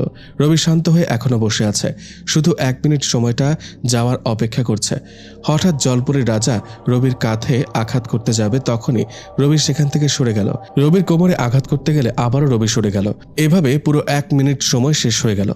জলপরীর রাজাকে চমকে দিয়ে রবি হাত থেকে একটা সাদা তালোয়ার বের করল। জলপরীর রাজা রবির কাঁধে আবার আঘাত করতে গেলে রবি নিজের তালোয়ার দিয়ে রাজার তালোয়ারটি ধরে ফেলে। রাজা অনেক চেষ্টা করছে যাতে রবির ঘাড়ে চালিয়ে দিতে পারে, কিন্তু অদ্ভুতভাবে রবির তালোয়ার থেকে আলো বের হতে লাগলো আর রাজার তালোয়ার পুড়ে যেতে লাগলো। রাজা ভয় পেয়ে তাড়াতাড়ি তালোয়ার সরিয়ে নিল, কিন্তু অনেক চেষ্টা করেও পুড়ে যাওয়া তালোয়ার রক্ষা করতে পারল না। হঠাৎ রবি নিজের তালোয়ার দিয়ে রাজার শরীরের থেকে গর্দান আলাদা করে ফেলল। রাজা নিজের দাঁতগুলো বের করে দিয়ে পুড়তে লাগলো। অহনা একবার রবিকে বলেছিল, যখন কোনো রাজা পরাজিত হয় আর তাকে মেরে ফেলা হয় যুদ্ধের ময়দানে, তখন সে রাজার গর্দান আগে আলাদা করতে হয়। তারপর যে গর্দান আলাদা করেছে সে যদি তাকিয়ে থাকে তাহলে শত্রু রাজা আগুনে পুড়ে ছাই হয়ে যায়। রবি তাই করল। রাজার দিকে চেয়ে থাকতেই রাজা পুড়তে লাগলো। একটু পর ছাই হয়ে অদৃশ্য হয়ে গেল। হঠাৎ একসাথে সব সৈন্য তালোয়ার ফেলে দিল। রবির সৈন্য আর রাজার সৈন্য সবাই তালোয়ার একসাথে ফেলে দিয়ে রবির দিকে মাথা নিচু করে বসল। রবি তাকিয়ে দেখে তাদের অবস্থা। হঠাৎ সবার সামনে রবি আর রাজার সেনাপতি মাথা নিচু করে বসে পড়ল। রবি দুজনকে ডাকল। রাজার সেনাপতি একটু দূরে দাঁড়িয়ে আছে। রবি নিজের সেনাপতিকে ডাকল। রবি বলল, ওরা সবাই একসাথে তালোয়ার ফেলে দিয়ে এভাবে বসে পড়ল কেন? কারণ রাজা যদি মারা যায় তাহলে আর কি নিয়ে যুদ্ধ করবে, তাই সবাই আত্মসমর্পণ করল। তাহলে এখন সবাই কি আমাকে রাজা মানছে? শত্রুপক্ষের সেনাপতি সেটা সিদ্ধান্ত নেবে। যদি সে আপনাকে রাজা মানে তাহলে তাদের রাজ্যেও আপনি রাজা হবেন, আর যদি সে রাজা না মানে তার গর্দান যাবে, যদি আপনি চান। আর না চাইলে ওই রাজ্যের রাজা নতুন কেউ হবে। রবি ভাবল, এত যুদ্ধ হলো, অনেক সৈনিক মারা গেল, জয় তো পেলাম, কিন্তু জলপরী রাজ্যের কেউ যদি আবার আক্রমণ করে তাহলে কি হবে? তার থেকে ভালো হবে জলপরী রাজ্য দখলে নেওয়া। রবি সেনাপতিকে আদেশ করল, জলপরীর রাজ্যে রবির রাজত্ব চলবে। রবির সেনাপতি জলপরীর সেনাপতির কাছে গেল। তাকে জিজ্ঞেস করলো রবিকে সে রাজা মানবে কিনা, কিন্তু সে রবিকে রাজা হিসেবে মানতে নারাজ। সেনাপতি রবিকে এসে বলল, শত্রুপক্ষের সেনাপতি রবিকে রাজা হিসেবে মানতে পারবে না। রবি তার সেনাপতিকে বলল শত্রুপক্ষের সেনাপতির গর্দান নিতে। রবি প্রথমে ভয় দেখানোর জন্য কথাটি বলেছে, কিন্তু তাতেও কোনো লাভ হয়নি। শেষে রবি নিজের সেনাপতিকে হুকুম করল শত্রুপক্ষের সেনাপতির সাথে লড়াই করে তার গর্দান নিতে। বাকি সব সৈনিকদের যুদ্ধ করতে নিষেধ করল। শুধু যুদ্ধ হবে 2 সেনাপতির মাঝে। 2 সেনাপতি বেশ ভালো যুদ্ধ করতে পারে। হঠাৎ শত্রুপক্ষের সেনাপতি রবির সেনাপতিকে আক্রমণ না করে রবিকে আক্রমণ করে উঠল। আকস্মিকভাবে রবির ওপর আক্রমণ করাতে তার হাতে একটু লেগে গেল। রবির হাত থেকে বের হওয়া রক্ত মাটিতে পড়ার সাথে সাথে আগুন ধরে গেল। হঠাৎ সে আগুন গিয়ে শত্রুপক্ষের সেনাপতিকে ঘিরে ফেলল। রবির সেনাপতি এই অবস্থা দেখে ভয় পেয়ে রবির কাছে চলে আসলো। এসে রবির কাছে এই আগুনের কারণ জানতে চাইল। রবি বলল, এসব এক অন্যরকম ক্ষমতা। এটা শুধু আমার কাছে, আর কোনো পরীর দেশের রাজার নেই। কি এমন ক্ষমতা যা অন্য রাজার নেই? এই ক্ষমতা হলো যে আমাকে মারতে চাইবে সে আমার শরীর রক্ত ছড়ালে সে রক্ত আগুনে পরিণত হবে, আর সে আগুন যে আমাকে আঘাত করবে তার চারপাশে ঘিরে ধরবে, আর আমার ইশারায় ওই শত্রুকে পুড়ে ছাই করে দেবে। তাহলে এখন কি তাকে আগুনে পোড়াবেন? না, সে আমাকে আক্রমণ করে বড় ভুল করেছে, তাই তাকে আপনি এক্ষুনি গর্দান নেবেন। আমি ওর দেহ থেকে গর্দান আলাদা করছি। রবির সেনাপতি গিয়ে জলপরীর সেনাপতির সামনে দাঁড়াতেই জলপরীর তলোয়ার অদৃশ্য হয়ে গেল। আর কিছু সময় দেরি না করে রবির সেনাপতি জলপরীর সেনাপতির গর্দান নিয়ে নিল। রবি যুদ্ধের সব সৈনিককে বলল জলপরীর রাজা হিসেবে রবিকে মানতে, আর কারো সমস্যা আছে নাকি? কিন্তু কেউ উত্তর দিল না। নীরবতা সম্মতির লক্ষণ হলেও রবি ভালোই জানে এরা নীরব মানে রবিকে তারা মানতে পারছে না রাজা হিসেবে। তাও জোর করে রবি জলপরীর দেশে নিজের আধিপত্য বিস্তার করল। সপ্তাহখানেক পর থেকে জলপরীর সবাই রবিকে ধীরে ধীরে রাজা হিসেবে মানতে লাগলো। রবি বুঝতে পারল আগের রাজা ভালো ছিল না। আরও কয়েক মাস পর জলপরী রাজ্যের সবাই রবিকে রাজা হিসেবে মেনে নিল। জলপরী রাজ্যের পুরো নিয়ম পাল্টে ফেলা হলো। সেখানে একটা বিশেষ নিয়ম ছিল, তা হচ্ছে পরীর রাজ্যে যে পরী বিয়ে উপযুক্ত হবে আর সব থেকে বেশি সুন্দরী হবে সে পরী রাজার সাথে এক রাত কাটাবে বিয়ের আগে। রবি এই নিয়ম শোনার সাথে সাথে বাতিল করলো। এভাবে আরও অনেক নিয়ম বাতিল করে, যার ফলে সবাই তাকে মন থেকে মেনে নিতে থাকে। দুই রাজ্য এক রাজার হাতে চলে যাওয়ায় পাশের রাজ্যের রাজাগুলো ভয় পেয়ে যায়। রবি এবার জলপরীদের যুদ্ধের কৌশলে শিখে নিল। দুই রাজ্যে এক হওয়ার পর আরও একটা রাজ্যের রাজা রবির উপর আক্রমণ করে। রবি সে রাজ্য নিজের করে নেয়।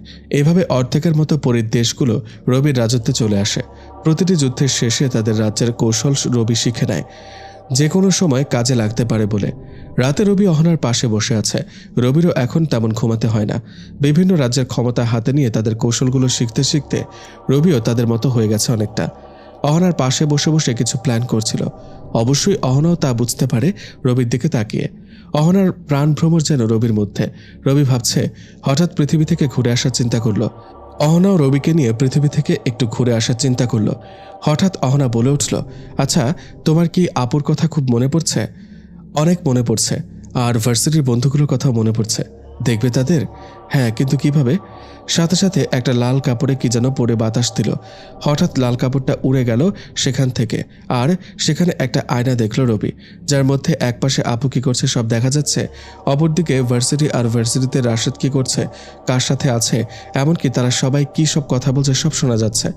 রবি অহনার কাছ থেকে এটা কিভাবে করলো তার কৌশল শিখতে চাইল। অহনা রবিকে শিখিয়ে দিল। পরের দিন রবি আর অহনা আপুর কাছে আসলো। যদিও রবি পরীর রাজ্যে দীর্ঘ সময় ছিল, কিন্তু পৃথিবীতে এই সময়টা মাত্র 1 মাসের। আপু আর রবির সাথে অনেক কথা হলো। হঠাৎ আপু বলল, আচ্ছা, আমি চাইলেই কি পরী হতে পারবো? তুমি কেন পরী হতে যাবে? তখনই রাশেদ কোথা থেকে যেন চলে এলো। আপুর মতো সেও একই কথা বলল। রবি বুঝতে বাকি নেই তারা রবিকে ছাড়া থাকতে পারছে না।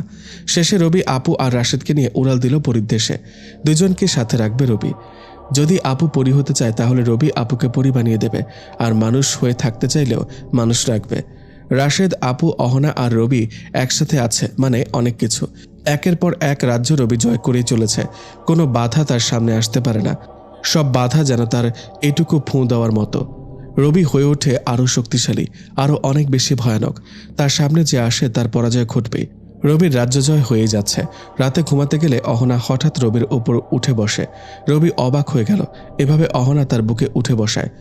কি ছোট বাচ্চাদের মতো করছো? আমার একটা জিনিস লাগবে রাজা মহাশয়। কি জিনিস বেগম সাহেবা? আমার একটা ছোট্ট রবি লাগবে। ছোট্ট রবি কই? রবি বুঝতে পারলো অহনা কি বোঝাতে চাচ্ছে। কি হলো, কিছু বলছো না যে? ছোট্ট রবি কেন লাগবে তোমার? কেন লাগবে মানে? তুমি জানো না কেন লাগে? আচ্ছা ঠিক আছে, কালকে এনে দেব। কি কালকে? পরীদের একটা বাচ্চা হতে 2টা বছর লাগে। বলো কি? হ্যাঁ। তাহলে লাগবে না? কি লাগবে না? লাগবে না মানে? কালই আপুকে বিচার দেব তোমার নামে। হ্যাঁ, এখানে আবার আপুকে ডাকার কি আছে? বলো, ছোট রবি এনে দিবে নাকি? আমি তো আর দিতে পারবো না। যদি তুমি চাও তবে ছোট্ট রবি আসার ব্যবস্থা করতে পারি। আমি খুব করে চাই, আমাদের একটা বাচ্চা থাকবে। চলো তবে। হ্যাঁ চলো। একটু ওয়েট। কি হলো আবার? আচ্ছা, যে আসবে সে তো তোমার মতো পরী হবে নাকি মানুষ হবে সেটা তো জানি না। সেটা না জানলে তো আমি কিছু করতে পারবো না। সেসব পরে দেখা যাবে, আগে চলো তো। অহনা রবিকে নিজের বুকে আবদ্ধ করে নিল। রবিও খুব শক্ত করে অহনাকে নিজের বুকে আবদ্ধ করে নিল। এভাবেই চলতে থাকুক রবির রাজ্য জয়, আর থেকে যাক অহনার এমন ভালোবাসায়।